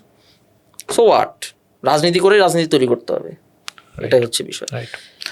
সো আপনাদের যে মানে এনসিপির যে একটা রাজনীতির গুরুত্বপূর্ণ একটা মূল উপজীব্য ছিল ভারতীয় আধিপত্যবাদের বিরোধিতা করা, কিন্তু আমরা যদি একটু ফিরে তাকাই ইন্টারিম গভর্নমেন্টের এই 1.5 বছরে, এটা কি যেভাবে হচ্ছে গিয়ে ভারতীয় আধিপত্যের বিরোধিতা করা হইলো জাস্ট রাজপথে, স্লোগানে এবং এবং এবং মানে মাঠ কাঁপানো আলাপ আলোচনায়, কোনো স্ট্র্যাটেজিক কোনো কিছু করা হলো না? ধরেন কোনো স্পেসিফিক কোনো চুক্তির বিরোধিতা করে আন্দোলন করা হলো না, এবং মানুষকে এটা বলা হলো ভারতীয় আধিপত্যবাদ, বাট ভারতীয় আধিপত্যবাদ জিনিসটা কি, এটা কিভাবে আমাকে ক্ষতি করতেছে, এভাবে কিভাবে আমি কাউন্টার করব, এই ন্যারেটিভটা নিয়ে কোনো কাজ করা হলো না। শুধুমাত্র বলা হলো আমি 7 সিস্টার ভেঙে চুরে তছনছ করে দিব, যেটা আসলে মানে প্র্যাকটিক্যালি তো পসিবলই না, এবং আপনার প্রতিবেশীদের সাথে সম্পর্কটাকে আরও দিনের পর দিন খারাপ করবে। So you can't avoid your neighbour, আপনার তো নেইবারের সাথেই থাকতে হবে, তার সাথে তো আমি যুদ্ধ করে পারবো না। প্র্যাকটিক্যালি তো ভারতের সাথে আমাদের যুদ্ধ করার কোনো জায়গা নাই, আমরা যেটা করতে পারবো তার সাথে ন্যায্য হিস্সা নিয়ে আলাপ করতে পারবো। সেই ডিপ্লোম্যাটিক জায়গা থেকে আমরা কতটুকু কাজ করলাম, এটা নিয়ে গভর্নমেন্টের উপরে কোনো প্রেশার ক্রিয়েট করা হইলো কি না, না করে বরং আমি শুধুমাত্র 7 সিস্টার ভেঙে ফেলবো এই কথা বলে বরং প্রতিবেশীকে উত্তেজিত করে দিলাম, এটা কতটুকু মানে কতটুকু যৌক্তিক হলো? এই পলিটিক্সটা কি ভারতীয় আধিপত্যবাদ বিরোধিতা, এটা কি শুধু পলিটিক্যাল রেটরিক ছিল, নাকি এটা আসলে প্র্যাকটিক্যালি আপনাদের রাজনৈতিক উপজীব্য ছিল? এখানে যা হয়েছে আর কি, সেটা হচ্ছে খুবই হাস্যকর, লিটারালি লাফিং স্টক। সাম্রাজ্যবাদ বিরোধী রাজনীতি খুবই নোবেল একটা রাজনীতি, মানে এর চেয়ে নোবেল রাজনীতি এখন খুব কম। কারণ আমরা আসলে ওয়ার্ল্ড ওয়াইড একটা বৈষম্যমূলক কাঠামোর ভিতরে আছি আর কি। কারেক্ট। তো এই জন্য সাম্রাজ্যবাদ বিরোধী রাজনীতি খুবই সিরিয়াস থিং। এখানে যেটা করা হয়েছে আপনি দেখবেন যে লেটস সে আমরা কিউবা টাইপ বা ইরান টাইপ সামথিং, ওই টাইপের একজন বিপ্লবী আমি, সেক্ষেত্রে ধরেন আমি লজিকে বিশ্বাস করি না যে ভারতের সাথে আমি যুদ্ধ করবো না, আমি যুদ্ধ করব, আমি খুবই র্যাডিক্যাল লেটস সে, তারপরও আমার র্যাডিক্যালিজমের সিরিয়াস একটা এক্সপ্রেশন তো থাকবে, আমার সলিডারিটি থাকবে কার প্রতি, যে মজলুম তার প্রতি। রাইট। আমার খুব প্রিয় একজন বড় ভাই, তিনি বলেছেন যে 7 সিস্টারের বিচ্ছিন্নতাবাদীদের সহায়তা দিয়ে তিনি 7 সিস্টার ভেঙে দিবেন। আপনি যে অঞ্চলের জনগণকে বা সেই অঞ্চলে ওখানে মজলুম মানুষরা লড়াই করতেছে, তাদেরকে যখন আপনি বিচ্ছিন্নতাবাদী বলেন, আপনি তাদেরকে ডেকে সহযোগিতা দিতে চাইলেও তো নিবে না। কারেক্ট। তুই আমার বিচ্ছিন্নতাবাদী কেন বলার কি, আমি কি বিচ্ছিন্নতাবাদী না স্বাধীনতাকামী? সো অ্যাবসলুট লাফিং স্টক, হাস্যকর রাজনীতি করা হয়েছে আর কি। বাট তখনও তো আপনারা হচ্ছে গিয়া ওই পার্টিতে ফাংশন করতেন, আপনারা এটাকে কিভাবে কন্ট্রোল করার জন্য কি কোনো কিছু করছিলেন, নাকি আপনারাও এটা নিয়ে পলিটিক্স করতে চাইছেন? না, এটা তো আসলে আমি খুবই এম্বারেসড হয়ে যাইতাম এগুলো যখন করতো। এখন বড় পার্টি তো ফাংশন করে এভাবেই, অনেক ব্লান্ডার হয়, অনেক প্রবলেম হয়। আমি এটা পলিটিক্যালি দেখছি, যেগুলো হচ্ছে এটা মিটিগেট করা লাগবে বা ঠিক করা লাগবে নেক্সট টাইম যাতে না হয়, কারেক্ট একটা এন্টি ইম্পেরিয়ালিস্ট পলিটিক্স যাতে এখানে হয়। কিন্তু পপুলিজমের উপরে রাইট কইরা, পপুলিজমের কাঁধে চড়ে short term political gain, like comment share কিংবা ভোট, এটার জন্য যে মানে এইটার যে তোড় আসছে রাজনীতির, পপুলিস্ট রাজনীতির, ওইটার সামনে টিকে থাকা খুব কঠিন। তবে এটা নিয়ে অবশ্যই আলাপ হয়েছে, আমি বলছি অনেক জায়গাতেই যে এইগুলো ঠিক করার জন্য, যতটুকু যে জায়গায় আমি বলার ফোরাম পাইছি, লাভ হয় নাই। আলটিমেটলি লাভ হয় না দেখে তো আমি আসলে আর এনসিপিতে নাই। এনসিপিতে নাই আর কি। আপনার কি মনে হয় এনসিপি আর কতদিন রিলেভেন্ট থাকবে? এনসিপি রিলেভেন্ট থাকবে, বিকজ বাংলাদেশে জাতীয় পার্টির দরকার আছে, জাতীয় পার্টি টাইপ দল। আমি যদি মানে ৭১-এর সাথে একটু রিলেট করার চেষ্টা করি, ৭১-এর পরবর্তীতে যেভাবে জাসদ হইল, এনসিপিকেও কদাচিৎ ওইভাবেই হচ্ছে গিয়ে মানে মূল্যায়ন করা যায়। তারাও একটা রেভলিউশনারি ফোর্স থেকেই আসছে এবং তাদের ভিতরে জাসদের যেমন অনেক ভাঙন হয়েছে, এনসিপি তো সেম অনেক ভাঙন হয়ে অনেক মানে দল উপদল হইল। সো এবং এনসিপি যেভাবে জামায়াতের মতো একটা দলের সাথে কোলাবোরেট করলো, আপনার কি মনে হয় যে এনসিপি আগামী 10 বা 15 বা 20 বছর পরে আর রেলিভেন্ট থাকবে? জাসদ তো এখন আর রেলিভেন্ট নাই, প্রমিস তো সেম ছিল। এনসিপি জাসদের মতো হয়ে উঠতে পারে না আসলে। জাসদের পোলাপান ছিল, আমি যতদূর জানি, কারণ আমি তো দেখি নাই, আমি কথাবার্তা বলে সে সময়ের পলিটিশিয়ানদের সাথে যতটুকু বুঝছি, তারা ছিল জেনুইন র্যাডিক্যাল, বাট বুদ্ধিমান ছিল না, পলিটিক্যালি সাউন্ড ছিল না, ম্যাচিউর ছিল না, কিন্তু র্যাডিক্যাল ছিল। এটাতে কেউ সন্দেহ পোষণ করতে পারবে না যে র্যাডিক্যাল ছিল না।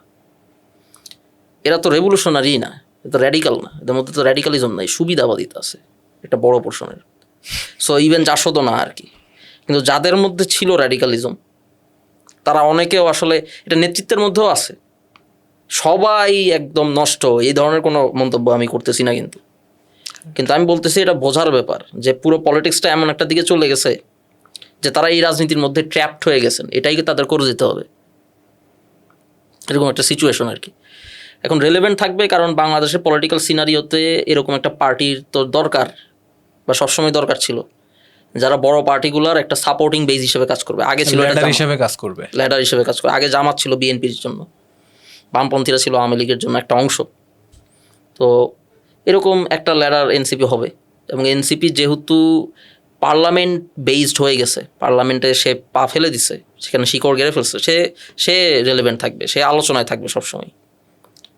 বাট তারে দিয়ে আসলে যে রাজনীতি এবং যে পরিবর্তন এই অঞ্চলের দরকার কোনো মানুষের, সে ঐতিহাসিক পরিবর্তন তাকে দিয়ে হবে না। অনেকে আবার এনসিপিতে রিজয়েন করতেছে, আপনি জয়েন করবেন কবে? জয়েন করবো না তো আমি জয়েন করতে পারি যদি এনসিপি তার যেদিন এনসিপি দলটা ঘোষিত হয়েছিল সেই কমিটমেন্টে যদি ব্যাক করে আর কি, যেটা এই মুহূর্তে সম্ভব বলে মনে হচ্ছে না। যদি করে তখন। আরে ভাই, এনসিপি তো ছাড়লেন, জি, তো আপনাদের সাথে যারা এনসিপি থেকে বের হয়ে গেলেন তাদের ভিতর থেকে অনেকেই অনেকগুলো প্ল্যাটফর্ম তৈরি করছেন, যেমন মাহফুজ আলম, উনি তো এনসিপিতে জয়েন করেন নাই, বাট এনসিপি থেকে যারা বের হয়ে গেছেন তাদের সাথে নিয়ে অল্টারনেটিভস নামক একটা প্ল্যাটফর্ম করছেন। এরপরে আর একটা গ্রুপ বের হয়ে তারা হচ্ছে গিয়ে এনপিএ নামক একটা প্ল্যাটফর্ম করছেন। হ্যাঁ, আপনি গণবিপ্লব নামক একটা সংগঠন করলেন, মানে কি কেন হচ্ছে গিয়ে আপনি এনপিএতে গেলেন না অথবা অল্টারনেটিভসে জয়েন করলেন না? তারা তো আপনার ভাই ব্রাদার, যাদের সাথে আপনি একসাথে বিপ্লবটা করছেন। সো কেন ওইখানে গেলেন না, কেন নিজস্ব প্ল্যাটফর্ম করলেন, এটা নিয়ে যদি একটু বলেন।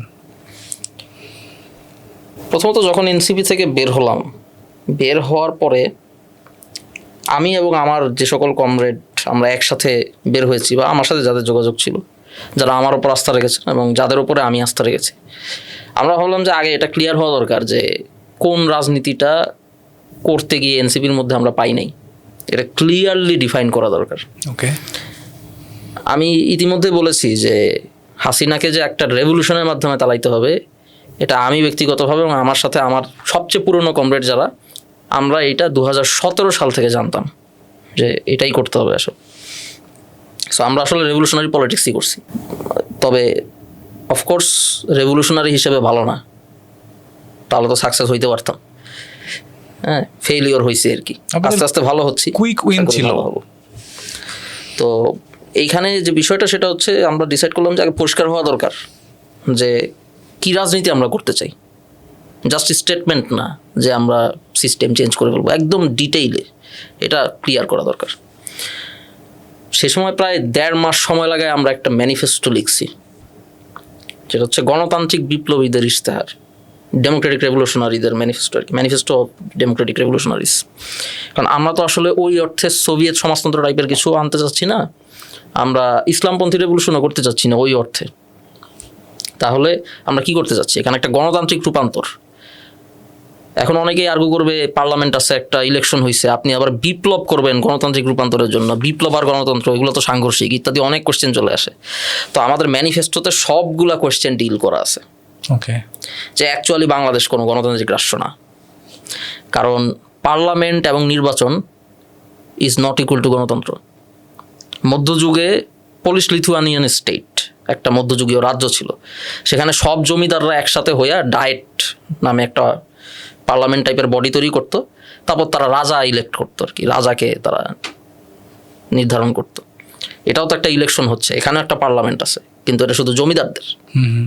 সিমিলারলি আজকে আপনি সাধারণ মানুষ, বাংলাদেশের সিস্টেমটাই এমনভাবে ডেভেলপ করা, আপনি যদি অলিগার্ক না হন, লুটেরা না হন, দুর্নীতিবাজ না হন, আপনি ইলেকশন দাঁড়াইতে পারবেন না। কারেক্ট। ডাজেন্ট মিন আপনার মানে ইট ডাজেন্ট ম্যাটার আপনার কি পরিমাণ পপুলারিটি। Correct, true. এই জন্যই আলাদাভাবে সোসাইটিতে সমাজসেবক নামে একটা জিনিস প্রচলিত আছে, যে এই লোকগুলা সব রাজনৈতিক দলই যারা ইলেকশনে দাঁড়ায় সব ক্যান্ডিডেটই এর কাছে আইসা দোয়া চায়া যায়, কিন্তু যার কাছে দোয়া চায়া যাচ্ছে, যে এই এলাকায় আসলে দীর্ঘদিন মানুষের সেবা করে গেছে, সে কোনোদিন ইলেকশনে দাঁড়ায় না, দাঁড়াইতে পারে না, অথবা দাঁড়াইতে পারলেও সে হইতে পারবে না, নির্বাচন জিততে পারবে না। আমাদের ম্যানিফেস্টোতে আমরা দেখাইছি যে এরা হচ্ছে নন অপশন, সিস্টেমেটিক্যালি আউট করে রাখা হয়েছে। তো এটা তো ওইরকমই, ওই মধ্যযুগীয় সিস্টেমই এটা আমরা আমাদের ম্যানিফেস্টোতে দেখাইছি, এবং দেখাইছি কীভাবে রেভলিউশনের মধ্য দিয়ে ডেমোক্রেসি আসে। এটা ইউএসএর যে ডেমোক্রেসি চলতেছে সেটা একটা রেভলিউশনারি ওয়ারের মধ্য দিয়ে আসছে, ব্রিটেনে আসছে গ্লোরিয়াস রেভলিউশনের মধ্য দিয়ে ধাপে ধাপে। তো আলটিমেটলি আমরা এভাবে কানেক্ট করে দেখাইছি। হ্যাঁ, এবং ডেমোক্রেসি তো আসলে একটা ফর্ম অফ গভর্নমেন্ট। ইডিওলজির জায়গা থেকে আমরা কি অ্যান্টি ইম্পেরিয়ালিস্ট, সাম্রাজ্যবাদ বিরোধী। আমরা বৈষম্যের অবসান চাই, আমরা আসলে এখানে অর্থনীতির একটা প্রোগ্রেসিভ ডেভেলপমেন্ট চাই, হ্যাঁ, ইত্যাদি ম্যানিফেস্টোটা আমরা লিখছি। লেখার পরে যখন আমাদের কাছে আইডিয়াটা ক্লিয়ার হয়েছে, না আমি ব্যক্তিগতভাবে 17 সাল থেকেই রাজনীতি করি, প্রায় 10 বছর 9 বছর হয়ে গেছে এই বিপ্লবী রাজনীতিটাই করে যাচ্ছি। তো আমরা যারা এই রাজনীতি করছি তারা এই রাজনীতিটাই করব। পরবর্তীতে যখন অল্টারনেটিভ হইল, দেখলাম যে এনপিও হইল, তাদের যে বক্তব্যগুলো সেগুলাও আমাদের ম্যানিফেস্টোতে আমরা টাচ করছি, যে কেন এগুলো দিয়ে কমপ্লিট ডেমোক্রেটিক ট্রানজিশন পসিবল না, according to of course our interpretation. তারা তাদের রাজনীতিতে কনফিডেন্ট, এই জন্যই তারা তাদের রাজনীতি করতেছেন, এবং আলটিমেটলি এখনও তারা কমরেডের বাইরে দেখি না কিছু। কারণ লেটসে বাংলাদেশে আরেকটা ডেমোক্রেটিক ট্রানজিশনের সুযোগ আসলো, কাদের সাথে জোট বেঁধে আসলে করবো এই কাজটা? এনসিপির ভিতরে যারা আছেন, আমার মনে হয় যে সিচুয়েশন ক্রিয়েট হলে এদের অনেকেও জনগণের পক্ষে চলে আসবেন।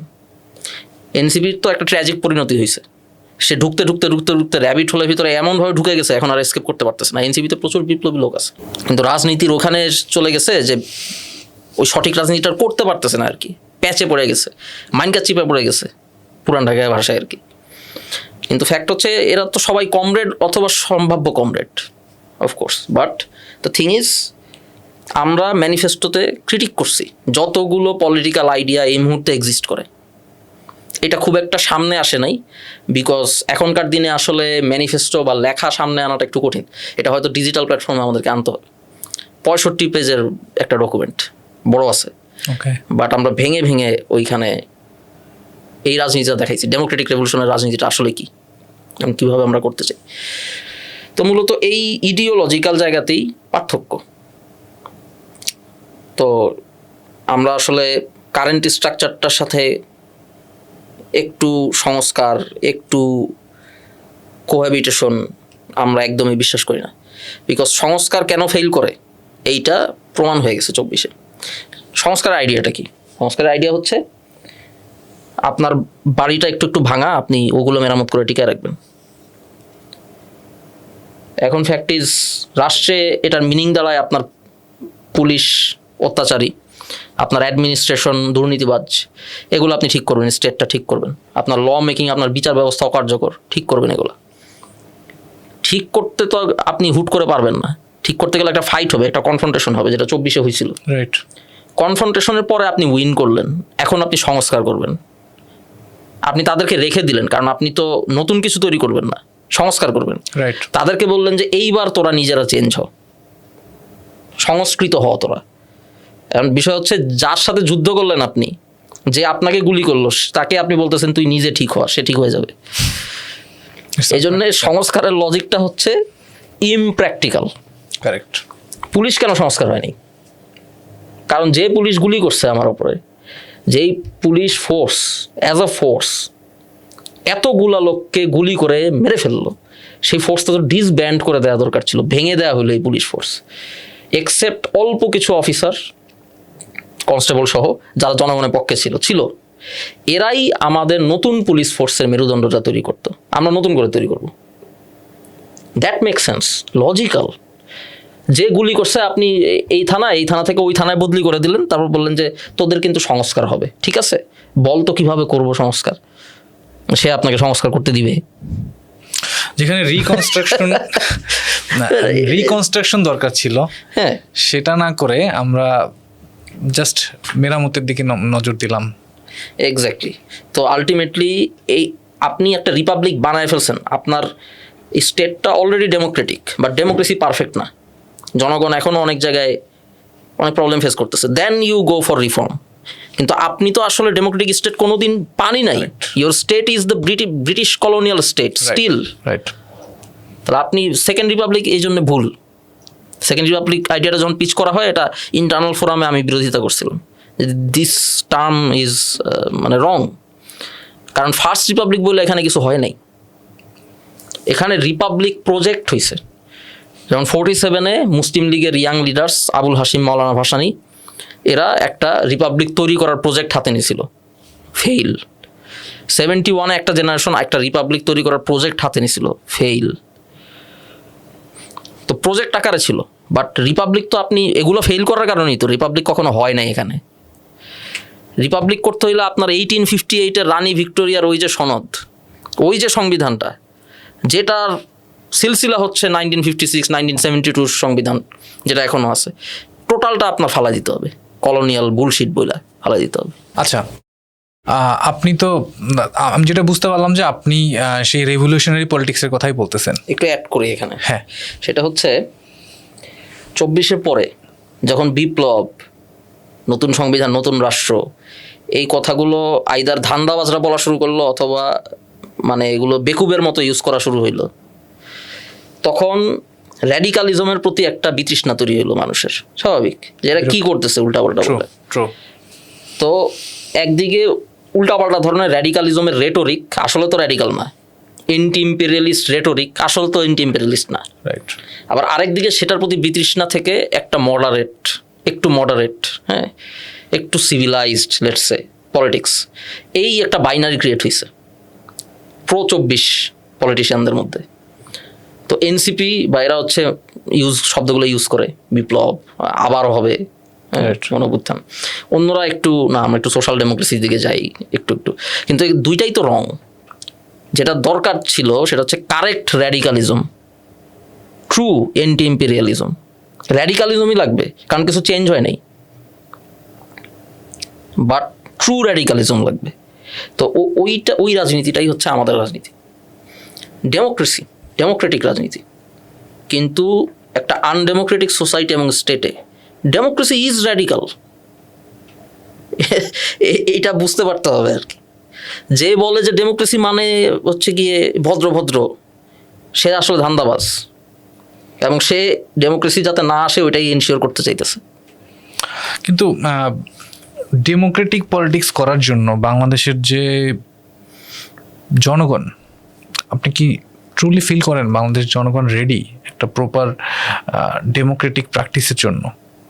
লেটস সে আপনি যেটা বললেন যে বাংলাদেশের যে এখন যে পলিটিক্যাল সিস্টেম, এতে যে একটা মানুষ যতই মানুষের জন্য কাজ করুক না কেন, পপুলার হোক না কেন, তার পক্ষে কখনো নির্বাচনে দাঁড়ানো সম্ভব না, বা দাঁড়াইলেও জিতে আসা সম্ভব না। আপনার কি মনে হয় যে জনগণের হাতে যদি ট্রু ভোটাধিকার থাকেও, ইভেন যদি তার ক্ষমতা থাকে প্রপারলি ভোট দেওয়ার, তারপরে তো সে ওই মানুষটাকে ভোট দিচ্ছে না যে তার পক্ষে কথা বলে, তার জন্য কাজ করে। সো এখানে তো পাবলিক কনসাসনেসেরও ব্যাপার আছে, মানুষের ওই জ্ঞানটারও ব্যাপার আছে যে সে আসলে নিজের ভালোটা বুঝতে পারতেছে কিনা। কারণ আলটিমেটলি ডেমোক্রেটিক প্র্যাকটিসে তো জনগণের হাতেই ট্রু ডেমোক্রেটিক যে প্র্যাকটিস, সেখানে তো জনগণের ভোটাধিকারই নির্ভর করে যে কে নির্বাচিত হবে কি হবে না, কে তার লিডারশিপে যাবে কি যাবে না। সেখানেও তো মানুষের ওই কনসাসনেসটা তৈরি হওয়া জরুরি। বাংলাদেশ কি এখনও ওই ধরনের অবস্থার জন্য রেডি? আমি বলবো যে বাংলাদেশ রেডি ছিল অনেক আগে থেকে, এটা আসলে লিডারশিপ ফেল করছে সবসময়। ওকে, বিকজ লেটসে কেন মানুষ ভোট দেয়, মানে লেটসে একজন করাপ্ট পলিটিশিয়ানকে ভোট দেয়, রাইট।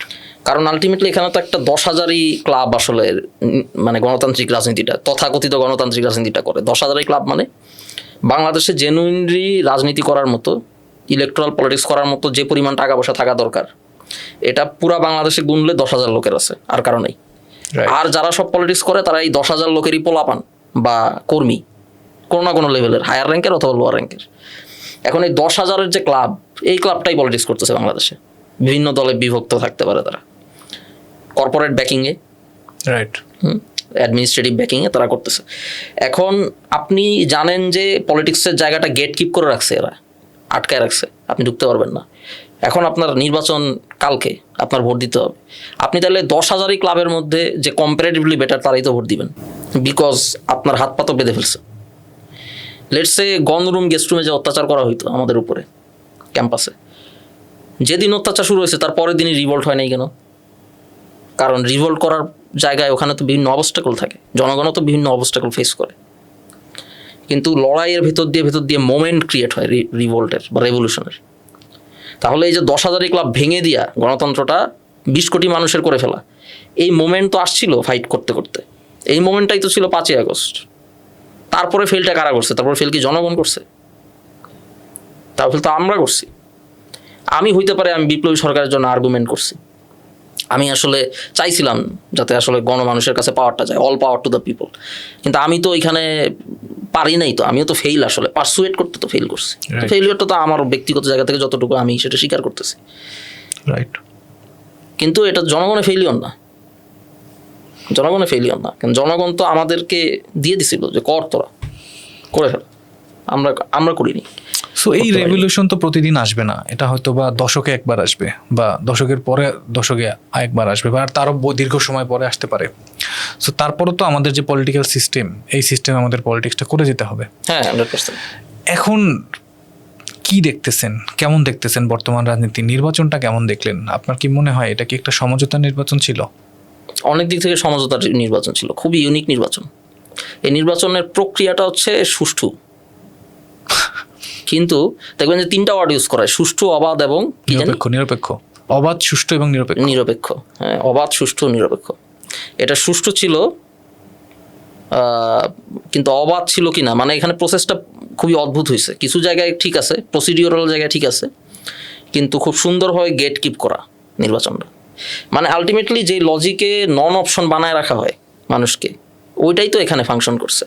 ওসমান হাদিকে আপনি অনেক দিক থেকে পছন্দ নাও করতে পারেন, কিন্তু এই লোকটা তো আসলে জেনুইনলি একটা ইলেকশন করতে চাইছে। রাইট, এই লোকটা জেনুইনলি একটা ইলেকশন করতে চাইছে, এবং সে ফজরের পরে মসজিদে সামনে দাঁড়ায় সে ক্যাম্পেইন করছে। রাইট, জনগণের কাছে কাছে মানে গেছে সে, একদম রিক্সাওয়ালা থেকে শুরু করে ফেরিওয়ালা সবার কাছে গেছে। একটা কমিটেড সিরিয়াস পলিটিশিয়ান। এই লোকটাকে গুলি করে মেরে ফেলা হলো। তাসলিম যারা, তাকেও কেউ না কেউ পছন্দ নাও করতে পারে। ওসমান হাদি একটা বিগ ফ্যাক্ট ছিল। সো ওসমান হাদি মারা যাওয়ার পরে বিগ ফ্যাক্ট হয়েছে। ওসমান হাদি মারা যাওয়ার আগে সে, আপনি যেটা বললেন, সে সিরিয়াসলি পলিটিক্সটা করতে চাইছে। সে কাদের জন্য থ্রেট হয়ে উঠলো? তাকে কেন মেরে ফেলতে হলো? আপনার কি মনে হয়? এই মুহূর্তে আসলে কনস্পিরেসি থিওরি বা আন্দাজের বাইরে কথা বলাটা খুব কঠিন। তবে যারাই এটা করছে আলটিমেটলি ট্রিগারটা একদম ট্রিগার যে আওয়ামী লীগ চাপছে, এতে কোনো সন্দেহ নেই। ওকে, পিছনে আর কে কে ছিল, বিগ কোয়েশ্চেন। এটা হিস্ট্রিক্যালি হয়তো পরিষ্কার হবে। হ্যাঁ, তবে শুধু আওয়ামী লীগ এখানে অংশগ্রহণ করছে এটা আমি ব্যক্তিগতভাবে মনে করি না। আওয়ামী লীগ হচ্ছে ট্রিগারটা টিপছে, আরও অনেকগুলো শক্তি ছিল এখানে। তবে আমি যে পয়েন্টটা মেক করতেছিলাম সেটা হচ্ছে ওসমান হাদির কেস, তাসনিম জারার কেস, উনি ইলেকশনের ক্ষেত্রে উনি যে অবস্টাকলগুলো ফেস করলো, 2 জন ভোটার ওনার এলাকার না, সাডেনলি এটা দেখে মানে তাকে মানে মানে নমিনেশনটাই বাতিল করে দিবে এরকম অবস্থা। কারেক্ট। এই যে অবস্টাকলগুলো, এগুলো কি প্রমাণ করে? এরা হচ্ছে নন অপশন, এদেরকে ঢুকতে দিবে না এই ক্লাবে, মেম্বারশিপ নাই ক্লাবে। রাইট। তো আলটিমেটলি এই ইলেকশনটা তো তাই হয়েছে, 26 ইলেকশন থেকেই তো উদাহরণ দিচ্ছি, তাহলে তো এটা মানে ওই লজিকেই ঘটলো। এবং এখানে আলটিমেটলি যেটা হয়েছে সেটা হচ্ছে কন্টেস্টিং পার্টিগুলো, যেটা 90s ইলেকশনে হইতো আওয়ামী লীগ বিএনপির মধ্যে একটা তুখোড় কম্পিটিশন, এইবার তো তাও মিসিং ছিল আসলে। একদিক থেকে ভালো, মানুষের প্রাণ ঝরে নাই, কিন্তু আবার আরেক দিক থেকে দেখা গেছে যে রিয়েল কন্টেনশন যেটা বলে সেটাও আমরা দেখতে পাই নাই। ওই অর্থে মনে হয়েছে যেন ভাগ বাটোয়ারা করে, ওকে ঠিক আছে আমি মেনে নিলাম, কিন্তু পলিটিক্স তো আসলে পুশ করার, মেনে নেওয়ার না। রাইট। তো ওইটাও মিসিং ছিল এখানে। তো এমন একটা ইলেকশন হয়েছে মানে সবাই খুশি টাইপের একটা ইলেকশন আর কি। ইভেন আওয়ামী লীগও কিছু দিক থেকে খুশি, আমার কাছে মনে হয়েছে এরকম একটা ইলেকশন হয়েছে আর কি। বাট জনগণের জন্য খুশি হওয়ার মতো ওরকম কোনো ইলেকশন না। ওই ইলেকশন তো আসলে ওই অর্থে বাংলাদেশে হয়ও নাই। আপনার কি মনে হচ্ছে আওয়ামী লীগ কি ফিরবে? আওয়ামী লীগ ফিরবে বলে আমার মনে হয়, সেটা কোন ফর্মে, দ্যাট ইজ দ্য কোশ্চেন। কারণ হচ্ছে আপনি সমাজে ফ্যাসিবাদের শর্ত রেখে দিয়েছেন, ফ্যাসিবাদ জন্ম নিবে যে কন্ডিশনে সেটা আপনি রেখে দিয়েছেন। আপনি এই ঘরটার স্যাঁতস্যাঁতে করে রাখছেন, আপনি মনে করেন এই ঘরটা অন্ধকার করে রাখছেন, তাহলে এখানে ছত্রাক জমা হবে, ফাঙ্গাস। আপনি এসে ক্লিয়ার করে চলে যাবেন, ওই পরিষ্কার। হ্যাঁ, ছত্রাক ব্যান্ড, ছত্রাককে ব্যান করে দেওয়া হয়েছে, আসতে পারবে না। তাতে করে কি ছত্রাক মানে আসবে না? ছত্রাক তো আসবে, ন্যাচারালি গ্রো করবে, বিকজ দ্য কন্ডিশন এক্সিস্ট। তো আওয়ামী লীগের আপনি ফ্যাসিবাদের যে কন্ডিশন সেটা সোসাইটিতে রেখে দিচ্ছেন, স্টেটের মধ্যে রেখে দিচ্ছেন, তো এখানে ফ্যাসিবাদ তো গ্রো করবেই। এখন অনেকে বলে যে এখন সময় আসবে ইসলাম ও ফ্যাসিবাদের, মেবি, বাট আওয়ামী ফ্যাসিবাদও চলে যাবে নো। কারণ ফ্যাসিবাদ একটা যেখানে তৈরি হয় ওখানে সব ধরনের ফ্যাসিবাদই তৈরি হয়। কারণ ছত্রাক যখন জন্মাবে শুধু এক প্রজাতিরই জন্মাবে এরকম তো না, আপনি তো কন্ডিশন করে রাখছেন সবই জন্মাবে এখানে। রাইট। তো আপনার ওখানে ন্যাশনালিজম, আলট্রা ন্যাশনালিস্ট যে ভাবধারাটা, এটারও শক্তিশালী হবে। এটা শক্তিশালী হয়ে তখন সেখান থেকে এই ক্ষেত্রটা তৈরি হবে আওয়ামী লীগের ব্যাক করার, এবং সেটা তো ক্রমাগত হচ্ছে না। যত বেশি পলিটিক্যাল ভ্যাকুয়াম থাকবে, আওয়ামী লীগ যে জায়গাটা খালি হয়ে গেছে আওয়ামী লীগ সরে যাওয়ার কারণে, আওয়ামী লীগ নিজেরা কি হিসেবে দেখাইতো? সেন্ট্রাল লেফট আমি, হ্যাঁ, যদিও সে একদম প্রগতিশীল রাজনীতি, যদিও সে আলট্রা রাইট পলিটিক্স করে, কিন্তু সে এখানে নারীদেরকে সে প্রতিনিধিত্ব করার চেষ্টা করতো, সে এখানে তার মতো করে বা দাবি করতো আর কি, সে মাজারপন্থী তাদের প্রতিনিধিত্ব করার দাবি করতো ইত্যাদি। তো এই যে গ্রুপ অফ পিপলস, সংখ্যালঘুদের প্রতিনিধিত্ব করার দাবি করতো গ্রুপ অফ পিপলস, এই গ্রুপ অফ পিপলসকে কি এমনভাবে জুলাইয়ের পরবর্তী শক্তিগুলো প্রতিনিধিত্ব করতে পারতেছে যে আওয়ামী লীগের মার্কেট শেষ হয়ে গেছে, নাই হয়ে গেছে? পারে নাই তো। বরং আওয়ামী লীগের যে মানে কি বলবো ন্যারেটিভগুলা ওইটা কি প্রমাণ করে দিচ্ছে। আওয়ামী লীগ বলতেছি তো যে আমি না থাকলে তুমি সংখ্যালঘু, তুমি সেফ না। সংখ্যালঘুদের আবার আক্রমণ হয়েছে, আক্রমণ হয়েছে, সো এটা তো হয়েছেই। এবং আওয়ামী লীগের ন্যারেটিভকে তো বাস্তবায়ন করা হচ্ছে, এবং ইসলামিস্টরা, ফান্ডামেন্টালিস্টরা তো তাদের পাওয়ার প্র্যাকটিস করে দেখাচ্ছে। প্রথম আলো ভাঙচুর হচ্ছে, ডেইলি স্টার ভাঙচুর হচ্ছে, সায়ানট ভাঙচুর হচ্ছে, প্রোগ্রাম করতে দিচ্ছে না, এগুলো তো হয়েছেই। প্রত্যেকটাই ইন্ডিয়ান ইম্পেরিয়ালিজম এবং আওয়ামী লীগের ইয়েতে গেছে। রাইট। এখন বর্তমান যে সংসদ, সেই সংসদে আমরা দেখি যে এখন পর্যন্ত যে আলাপ আলোচনা হচ্ছে তার একটা গুরুত্বপূর্ণ এবং দীর্ঘ সময় ধরে বড় অংশ ধরে আলোচনা হচ্ছে জুলাই সনদ, তারপরে হচ্ছে গিয়া মানে রাষ্ট্র কিভাবে চলবে, এই বিষয়গুলো নিয়ে অনেক বেশি মানে সংবিধান সংস্কার হবে কি হবে না, এটা নিয়ে দীর্ঘ আলাপ, ঘন্টার পর ঘন্টা আলাপ হচ্ছে। সংবিধান পড়াচ্ছে আমাদের কেউ, আবার তার কাউন্টার লজিকেও আসতেছে। কিন্তু জনগণের যে প্রাত্যহিক সমস্যা, যে আকাঙ্ক্ষা জনগণের, যেই জন্য এই সংসদটাকে আমরা মানে আগের সংসদটাকে ভেঙে দিলাম, নতুন সংসদ তৈরি করার বাস্তবায়ন করলাম, এটা নিয়ে কেউ কথা বলতেছে না। They don't bother about this. তারা এমন একটা ভাব যেন একটা নতুন সংবিধান আসলেই আমাদের সব সমস্যার সমাধান হয়ে যাবে। আগের সংবিধানেও তো ছিল জনগণ সকল ক্ষমতার উৎস, কিন্তু তার বাস্তবায়ন তো ছিল না। আমি খুব সুন্দর একটা সংবিধান করে দিলাম, কিন্তু তার বাস্তবায়ন যদি না হয়, আমার প্রবলেমটা নিয়ে যদি কথা না বলে, কমন পিপল তো সংবিধান বুঝে না, জুলাই সংস্কার বুঝে না। সে বুঝে তার দ্রব্যমূল্যের দাম কীরকম, সে বুঝে তার তেলের দামটা কীরকম। সো এই জিনিসগুলা প্রত্যেক জীবনের যে সমস্যা, এটা নিয়ে কেউ কোনো কথা বলতেছে না, সবাই ওইটা নিয়েই কথা বলতেছে। হ্যাঁ, সো এইটাকে আপনি কিভাবে দেখতেছেন? এটা কি ওই সমঝোতার নির্বাচনের ফলাফলে যে সংসদ হয়েছে তার রিফ্লেকশন? মানুষের সত্যিকারের প্রতিনিধিত্বশীল হচ্ছে না, তার একটা বড় রিফ্লেকশন অফকোর্স, বিকজ আপনি এখানে আসছেনই যেহেতু এই 10,000 ক্লাবের মেম্বার হয়ে, আপনি তো ক্লাবের রেগুলেশন ভঙ্গ করতে পারবেন না। তো আলটিমেটলি এখানে তেল নিয়ে এবং হামে কতগুলা মানুষ বাচ্চা মারা গেল, প্যাথেটিক। এটা নিয়ে সংসদ কি করতেছে? যদি জেনুইন বিরোধী দল হইতো, সবগুলা আমি পদত্যাগ পর্যন্ত গেলাম না, সবাই ওয়াকআউট করে সংসদীয় অধিবেশন বর্জন করে মাঠে নেমে যাওয়ার একটা উচিত ছিল। হামে যে ঘটনাটা ঘটছে আনবিলিভেবল, এতগুলো বাচ্চা মরে গেছে। আরে বাচ্চা মরে যাওয়ার কারণে তো জুলাই রেভলিউশনটা হইলো, রাইট? 200-র ওপর মোস্ট প্রবাবলি, হ্যাঁ, এবং কাউন্টিং। আমি যতদূর জানি এদের রেসপন্স কি বিরোধী দলের পক্ষ থেকে? মানে এখানে তো কোনো সংসদে কোনো দেখা যাচ্ছে না, রাজনীতিটা দেখা যাচ্ছে না। এবং এইখানে মূল বিষয়টা আমার যেটা মনে হয়, সংবিধানের প্রশ্নটা বললেন, তারা আসলেই জনগণ থেকে এতটা বিচ্ছিন্ন, উইচ প্রুভস যে ওই ক্লাবেই ঢুকেই আপনার সংসদে যাইতে হয়। ওটা তো জনগণ থেকে বিচ্ছিন্ন একটা জায়গা। সংবিধানের আলাপটা তো এটার সাথে ইন্টিমেটলি কানেক্টেড আসলে, কিন্তু এই আলাপটা তারা করতে পারবে না। কেন আপনার তেলের দাম বাড়ছে? ওয়াই? হরমুজ প্রণালী তো খোলা ছিল আপনার জন্য। আপনি অবশ্য ডিপ্লোম্যাটিক ফাক আপ করে এখন অবশ্যই হয়ে গেছে, কিছু কিছু প্রবলেম হচ্ছে, রাইট। বাট যতদিন পর্যন্ত খোলা ছিল আপনি সাপ্লাই পাইছেন, তাহলে এই সংকটটা তৈরি হলো কেন? আপনি বলতেছেন যে এখানে স্টক ছিল, সংকট তৈরি হলো কেন?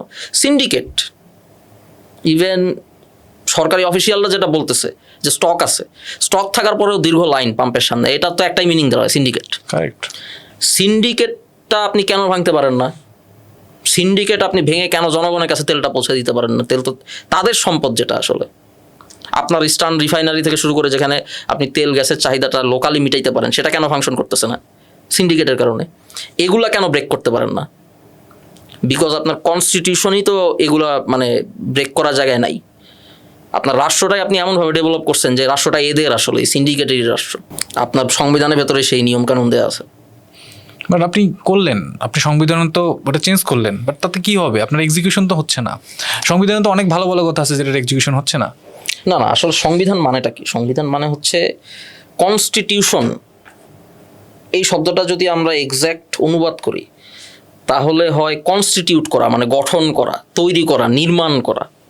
সংবিধান শব্দটা না অনেকটা, আমি ভুল অনুবাদ বলবো না, ভুল অনুবাদ হতে বলা যাবে না, বাট মিসলিডিং কিছু জায়গায়। আচ্ছা, কনস্টিটিউশন মানে হচ্ছে আমি স্টেটটা বানাবো, স্টেট আমার কাজে লাগবে এজন্য বানাবো। আমি একটা গ্রামে থাকি, একটা গ্রামের অধিবাসী, তারা নিয়মিত বিভিন্ন সোশ্যাল অ্যাক্টিভিটিস অবশ্যই করে। তারা একটা নদী আছে, সেখান থেকে মাছ ধরে, ফসলের জমি চাষ করে, তাদের মধ্যে ইন্টারাকশন হয়, ঝামেলা হয়, ঝামেলা মিটাইতে হয়।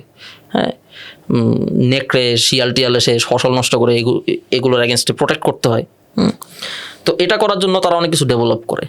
গ্রাম পাহারা দেওয়ার জন্য তারা একটা বাহিনী ডেভেলপ করে, ডিফেন্স ফোর্সেস। তারা তাদের সমস্যা মিটমাট করার জন্য একটা বিচার সালিশ করার একটা বোর্ড তৈরি করে তাদের মুরব্বীদেরকে দিয়ে, বিচার ব্যবস্থা।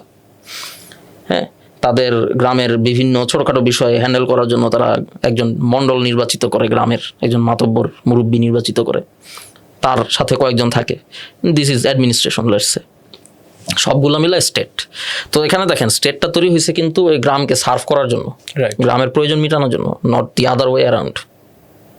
এখানে কলোনিয়াল স্টেটটা তৈরি হয়েছে এই জনগণ থেকে সার্ভিস নেয়ার জন্যে, ওর সম্পদ কেড়ে নেওয়ার জন্যে, ওরে দাস হিসেবে বানায় খাটানোর জন্যে। State is alienated from the people and imposed upon the people, not originated from the people. So স্টেটকে পিপল কনস্টিটিউট করে নাই বা গঠন করে নাই, নির্মাণ করে নাই। ওই যে এই গ্রামের কথাটা বললাম, গ্রামের প্রতিরক্ষা বাহিনীটা গ্রামবাসী গঠন করছে, গ্রামের সালিশ যে করার জায়গাটা গ্রামবাসীরা গঠন করছে, তাদের প্রয়োজনেই গঠন করছে, এবং তাদের খাজনা দিয়েই এটা চলে। এ কারণে তাদের কাছে জবাব দিতে বাধ্য, তাদের পয়সায় চলে। তো তো এই যে কনস্টিটিউট বা নির্মাণ করা, এটাই কনস্টিটিউশন। এখন এইটার বর্ণনা করা, কি কি আমরা গঠন করলাম, কেন করলাম, কি কাজ করবে, ওই ডকুমেন্টে আপনি সংবিধান বলতে পারেন, কনস্টিটিউশন বলে আর কি। এটা তো ডকুমেন্ট ভাই। আসলে বিষয়টা কি রিপ্রেজেন্ট করে? আসলে বিষয়টা রিপ্রেজেন্ট করে ওই স্ট্রাকচারগুলো যেটা জনগণ তৈরি করছে তার নিজের প্রয়োজনে বা স্বার্থে, পলিটিক্যাল স্ট্রাকচারস। এখন আপনার ন্যাশনাল ইকোনমির যে স্ট্রাকচারটা আপনার দরকার, যে স্ট্রাকচারটা আসলে এখন এনশিওর করবে যে আপনার কাছে তেল থাকবে, আপনার এত লম্বা লাইনে ঘন্টার পর ঘন্টা দাঁড়ায় থাকতে হবে না, দাঁড়ায় থাকতে থাকতে অসুস্থ হয়ে যেতে হবে না, চিন্তাই হইতে হবে না। এখানে আপনার বাইক রাইডারদের অবস্থা খুব খারাপ এখন, যারা বাইক রাইড করতেন আর কি, উবার ড্রাইভার সহ খুবই খারাপ অবস্থা একটা কমিউনিটি। আপনি খেটে খাইতেছেন, ওটাও পারতেছেন না, তেল আসে স্টকে, আসতেছে না, কারণ একটা সুনির্দিষ্ট সিন্ডিকেট আপনার ন্যাশনাল ইকোনমি এমনভাবে কনস্টিটিউটেড, নির্মিত, গঠিত, যে তারা আপনাকে জিম্মি করে ফেলতে পারছে। তাহলে কি করতে হবে? এমনভাবে এটাকে ভেঙে দিয়ে, এই কনস্টিটিউশনকে ভেঙে দিয়ে, এই নির্মাণকে ভেঙে দিয়ে নতুন করে নির্মাণ করতে হবে, কনস্টিটিউট করতে হবে, কনস্টিটিউশন লাগবে যেটা এনশিওর করবে ন্যাশনাল ইকোনমিতে ওই সব রুলস এবং রেগুলেশন থাকবে যে সিন্ডিকেট বানানো যাবে না। এখন এই ভালো ভালো কথাগুলো কি সংবিধানে আছে? নাই, নাই তো আসলে। তো আলটিমেটলি ওই কনস্টিটিউট করার প্রসেসটা তো আমরা যাইনি 24-এর পরে, এবং এইটাই কাজ। এখন আমি এটা কেন বললাম, কারণ হচ্ছে আপনি দেখবেন যে সংসদে যখন সংবিধান নিয়ে বলে, এটারে বানায় দেয় তাত্ত্বিক বিষয়। রাইট। সালাউদ্দিন সাহেব আমাদেরকে আইন শিখায়, ওই বেঞ্চ থেকে আবার এটার খুব মানে অভিনব উত্তর দেওয়ার বিভিন্ন চেষ্টা করা হয় রেটরিক দিয়ে। বিতর্ক বলা হয় যে আমরা দেখেছি স্কুল কলেজে বিতর্ক করে, আমিও এসেছি বিতর্ক করতে। আরে ভাই, এটা তো তেলের সমস্যা, হামের সমস্যা, এই সমস্যা সব তো একই সমস্যা। তুমি কানেক্ট করতে পারতেছো না বিকজ তুমি জনগণ থেকে বিচ্ছিন্ন। এটারে হয়ে মানে কি বলে, এটারে আতলামি বানায় দিছে আর কি, আতলামি করতেছে সংসদের বিষয়ে। আতেল বলে না, আতেল।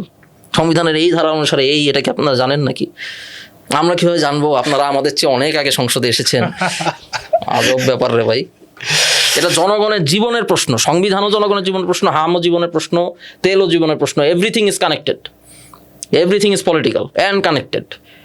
কানেক্টও করতে পারে না, বলতেও পারে না ঠিকভাবে, যার কারণে ডিবেটে জিতবে না। ডিবেটে তো জিতবেই না, বিরোধী দল ডিবেটে, প্রত্যেকটা ডিবেটে হারবে। ওয়াই?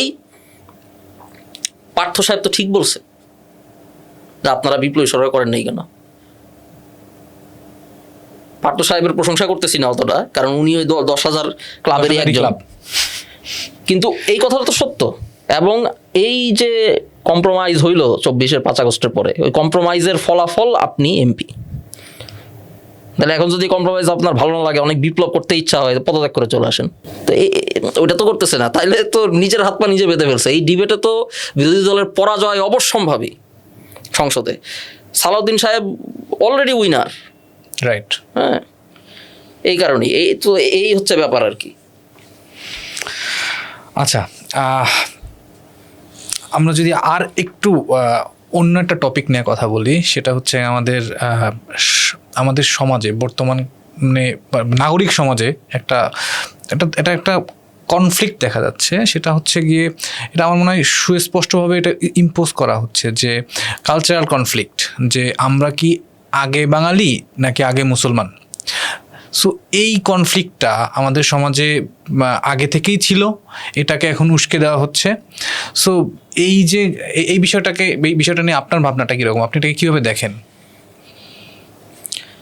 যেমন পহেলা বৈশাখ নিয়ে কিছুদিন আগে এলো, পহেলা বৈশাখের প্রশ্নে, এটা আনন্দ শোভাযাত্রা নাকি মঙ্গল শোভাযাত্রা ইত্যাদি ইত্যাদি, আগে বাঙালি নাকি আগে মুসলমান, প্রতিনিয়ত হচ্ছে। এটা প্রতি বছর নতুন নতুন নামে হচ্ছে, নতুন নতুন ভার্সনে হচ্ছে। এবং এই জিনিসটা তো খুবই কনসাসলি পুশ করা হয় আমাদের সোসাইটিতে, আমাদের সোসাইটিকে বিভাজিত করে রাখার জন্য। রাইট। যারা চায় না আমরা ইউনাইটেড একটা পলিটিক্যাল কমিউনিটি হিসেবে হাজির হই, তারাই এটা বিভিন্নভাবে করে। আমাদের মধ্যেও যাদের আসলে বুদ্ধিশুদ্ধি কম, তারা এটাতে পা দেয় আর কি, খুব গুরুত্বপূর্ণ কোশ্চেন মনে করে এগুলোরে। রাইট। আমি যদি এখন কাউকে প্রশ্ন করি, আপনি আগে আপনার বাবার ছেলে না আগে আপনার মায়ের ছেলে, তাহলে এটার উত্তর কি উত্তর দিবে? তার তো কোনো উত্তর নাই। আপনি যখন জন্মগ্রহণ করছেন, আপনি বাঙালি ফ্যামিলিতে জন্মগ্রহণ করছেন না? রাইট। আপনি এই অঞ্চলেই তো জন্মগ্রহণ করছেন, আপনার জেনেটিক মেকিংয়ে তো এই অঞ্চলের মানুষের প্রভাব অবশ্যই সাউথ এশিয়ান প্রভাবটাই আছে, থাকবে। আবার একই সাথে যেহেতু আপনি জন্মগ্রহণ করছেন অ্যাকর্ডিং টু ইসলাম, একজন শিশু মানে ইসলামের ওপরেই জন্মগ্রহণ করে মুসলমান হিসেবে, তাহলে আপনি জন্মগ্রহণ করলেন মুসলমান হিসেবে, সত্য সঠিক পথের ওপরে জন্মগ্রহণ করলেন, এবং জন্মগ্রহণ করলেন বাঙালি পরিবারে, বাঙালি জেনেটিক মেকআপে। তাইলে আগে পরে কোনটা? আমি আগে পরে নিব কোনটা? কিন্তু আগে পরে নাই, এটা তো আলাদা করা যাচ্ছে না। আলাদা করা যাচ্ছে, দুইটা তো একই সাথে। আপনি একই সাথে মুসলমান এবং একই সাথে বাঙালি হিসেবে জন্মগ্রহণ করছেন, এখানে আগে পরে কি আবার? আগে পরে করে কেমনে? এটা আরবের ক্ষেত্রেও সত্য, এটা একজন আফ্রিকানের ক্ষেত্রে, মানে আফ্রিকার দেশের যে কোনো নাগরিকের ক্ষেত্রেও সত্য। কিন্তু কালচারাল কনফ্লিক্টটা যখন দেখানো হয় যে মুসলমানদের এটা কালচার না, আমরা মুসলিম জাতি, আমাদের এটা কালচার না, বা হচ্ছে আমরা বাঙালি জাতি, এটা কিন্তু মুসলমানদের কালচারের সাথে যায় না। তো এই যে কনফ্লিক্টগুলা, এই কনফ্লিক্টগুলা তো একেবারেই হচ্ছে গিয়ে পলিটিক্যাল রেটরিক। ওই যেটা বললেন, আমার কাছে মনে হয় যে জাস্ট জিয়ে রাখা। এখানে ফ্যাক্ট হচ্ছে পয়লা বৈশাখের উদযাপনে অনেক কিছু আছে যেটা ইসলামের খুবই কঠোর ইন্টারপ্রিটেশনের সাথে যায় না, যেটাকে আমি রেসপেক্ট করি, এবং সবারই তাদের মানে অন্যের বিশ্বাসকে রেসপেক্ট করা উচিত। পয়লা বৈশাখে অনেক কিছুই করা পসিবল উদযাপন করার জন্য। পয়লা বৈশাখ উদযাপন করার জন্য পূজা করাও পসিবল, সার্টেন পূজা আছে কিন্তু যেটা পয়লা বৈশাখে বা এই সময় করা হয়, ওইটা তো আমি করতে পারবো না। আমি কি করবো? আমি হালখাতা করবো, বিকজ অ্যাকর্ডিং টু মি আমার জন্য ওইটাই অলরাইট, আমি ওইটাই পালন করতেছি। তো ইরানিরা যে নওরোজ পালন করে, ওদের নববর্ষ, তো ওইখানেও তো নওরোজের ইসলাম পূর্ব অনেক ট্রেডিশন আছে ইসলাম আসার আগে, সেটা যে মুসলিম সে তো পালন করতেছে না, সে ওই কালচারে ততটুকুই অ্যাসিমিলেট করে নিছে যেটা তার বিশ্বাসের সাথে যায়, এটা কিন্তু কোনো কনফ্লিক্ট নাই। আবার আমি যখন দেখতেছি কেউ শোভাযাত্রা করতেছে, ওকে গ্রেট, তার বিশ্বাসের সাথে যায়, সে করতেছে, প্রবলেম নাই। তো যে যেভাবে পারে, যে যতটুকু তার বিশ্বাসের সাথে যায় ততটুকু সে সেলিব্রেট করতেছে, ফাইন। কেন তাকে আমার গিয়ে থামাইতে হবে বা সে আমাকে আইসা থামাবে? প্রয়োজন নাই তো, যে যারটা করুক না কেন। হ্যাঁ, তুমি তোমারটা করো, ওটা করুক। এবং এই ডিবেটও কিন্তু খারাপ কিছু না। একজন অর্থোডক্স মুসলিম যদি আইসা আমাকে বোঝায় যে ভাই এটা মুসলমান হিসেবে আপনার করা উচিত না, এই ডিবেটটা সমাজে হইতে পারে। এটাই মিন করা এটা একটা ডেমোক্রেটিক সমাজ, ডিবেট হইতে পারে। যেটা ইনশিওর করতে হবে সেটা হচ্ছে কেউ যাতে কারো উপরে চাপায় না দিতে পারে রাজনৈতিকভাবে, যে ওই যে ব্যান করে দিলাম শোভাযাত্রা করতে পারবে না, আটকায় দিলাম শোভাযাত্রা করতে পারবে না, এইগুলা যাতে না হয়, এইগুলা হওয়া যাবে না। আদারওয়াইজ এটাকে ওই জায়গায় থাকলে সমস্যা নেই। আমরা মোটামুটি শেষের দিকে চলে আসছি। লাস্ট একটা কোশ্চেন, ৭১ নিয়ে সলিমুল্লাহ খানের একটা সম্পাদিত বই আছে যেটাকে বলা হয় বেহাত বিপ্লব। হ্যাঁ, ২৪-এর গণঅভ্যুত্থানটাও কি আপনার কাছে মনে হচ্ছে বেহাত হয়ে গেছে? হ্যাঁ, বেহাত বিপ্লব খুবই কারেক্ট আরেকটা বেহাত বিপ্লব। হ্যাঁ, অবশ্যই। বাট আমি যেটা আগে বলছি আর কি, সে যে প্রত্যেক বেহাত বিপ্লবের সাথে আমরা কিছু অর্জন থাকে, আমরা আরো কাছাকাছি যাচ্ছি, এবং আলটিমেটলি পৃথিবী এখন পর্যন্ত এমন কোনো বিপ্লব দেখাইতে পারে না যেটা সব সমস্যার সমাধান করে ফেলছে। সোভিয়েত ইউনিয়ন তো তার সমস্যার সমাধান করতেই পারে নাই, যে ভেঙেই গেল। চীন বিপ্লব হয়েছে, সেখানেও তাদের স্টেট এবং সোসাইটিতে অনেক সমস্যা আছে যেগুলো সমাধান করা দরকার, করতে হবে তাদের। আমেরিকায় ডেমোক্রেটিক রেভলিউশন হয়েছিল এখন থেকে ৩০০ বছর আগে, তাদের যে কী কী করা লাগবে এটা তো আমরা খুব ভালো করেই বুঝতেছি আর কি। তাদের পেট্রোনাইজেশনেই তো এখন অনেক কিছু হচ্ছে, ওয়েস্ট এশিয়ায় গণহত্যা হইতেছে। হ্যাঁ, তো ইরানেও অনেক কিছু সমাধান করা দরকার, অনেক সমস্যা আছে তাদের। তো রেভলিউশন তো আলটিমেটলি যেখানে সাকসেসফুলিও হয়, সেখানে তো ওই সমাজের সব সমস্যা সমাধান করে ফেলে না, তো বেহেশত হয়ে যায় না। রাইট। তো আলটিমেটলি জনগণের পক্ষে লড়াই, সত্যের পক্ষে লড়াই, ন্যায়ের পক্ষে লড়াই চলতে থাকে এবং চালিয়ে নিয়ে যেতে হয়। এবং এই যে লুপটা আপনার কাছে মনে হতে পারে এটা লুপ, একটা আছে ট্রু ডিটেকটিভ, একটা সিরিজ আছে, ওইটার যে প্রথম যে কি বলে এটারে, প্রথম যে এপিসোডস, হ্যাঁ, গুলা লাস্ট কল নামে একটা ক্যারেক্টার আছে ওইখানে, আমার অন্যতম খুব প্রিয় ওইটা দেখছিলাম আমি। তো ওইখানেই কনসেপ্ট আছে সার্কুলার লাইফে, মানে একই জিনিস চলতেছে, কিন্তু আলটিমেট ফ্যাক্ট ইজ যেটা গুরুত্বপূর্ণ, এই সার্কুলারিটিটাকেই এমব্রেস করা, যে বারবার ইভিল রাইজ করতেছে, বারবার সেটার এগেনস্টে ফাইট করতে হচ্ছে। এটা তো আসলে হতাশ হওয়ার কিছু না, হতাশ হওয়া যাবে না এই জন্য মোটিভেশন দিতে বা নিতেছি এরকম না। আসলে এখানে হতাশার কিছু নাই, এইটাই আসলে বিউটি, যে এই প্রসেসটা, এই ফাইটটা চলতেছে, এবং এই ফাইটে মানে আমরা আমাদের জায়গাটা সবসময় ঠিক রাখতে পারতেছি কিনা, সত্য এবং ন্যায়ের পক্ষে ফাইটটা করে যেতে পারতেছি না, পারতেছি কিনা, that is the important thing. এবং ওইটাই করে যেতে হবে আর কি আমাদেরকে। সেই প্রত্যাশায় রাখি। ধন্যবাদ আরিফ ভাই আমাদের সাথে সময় দেওয়ার জন্য। ধন্যবাদ, আপনাদেরকেও ধন্যবাদ। কি ভাই, আমরা টান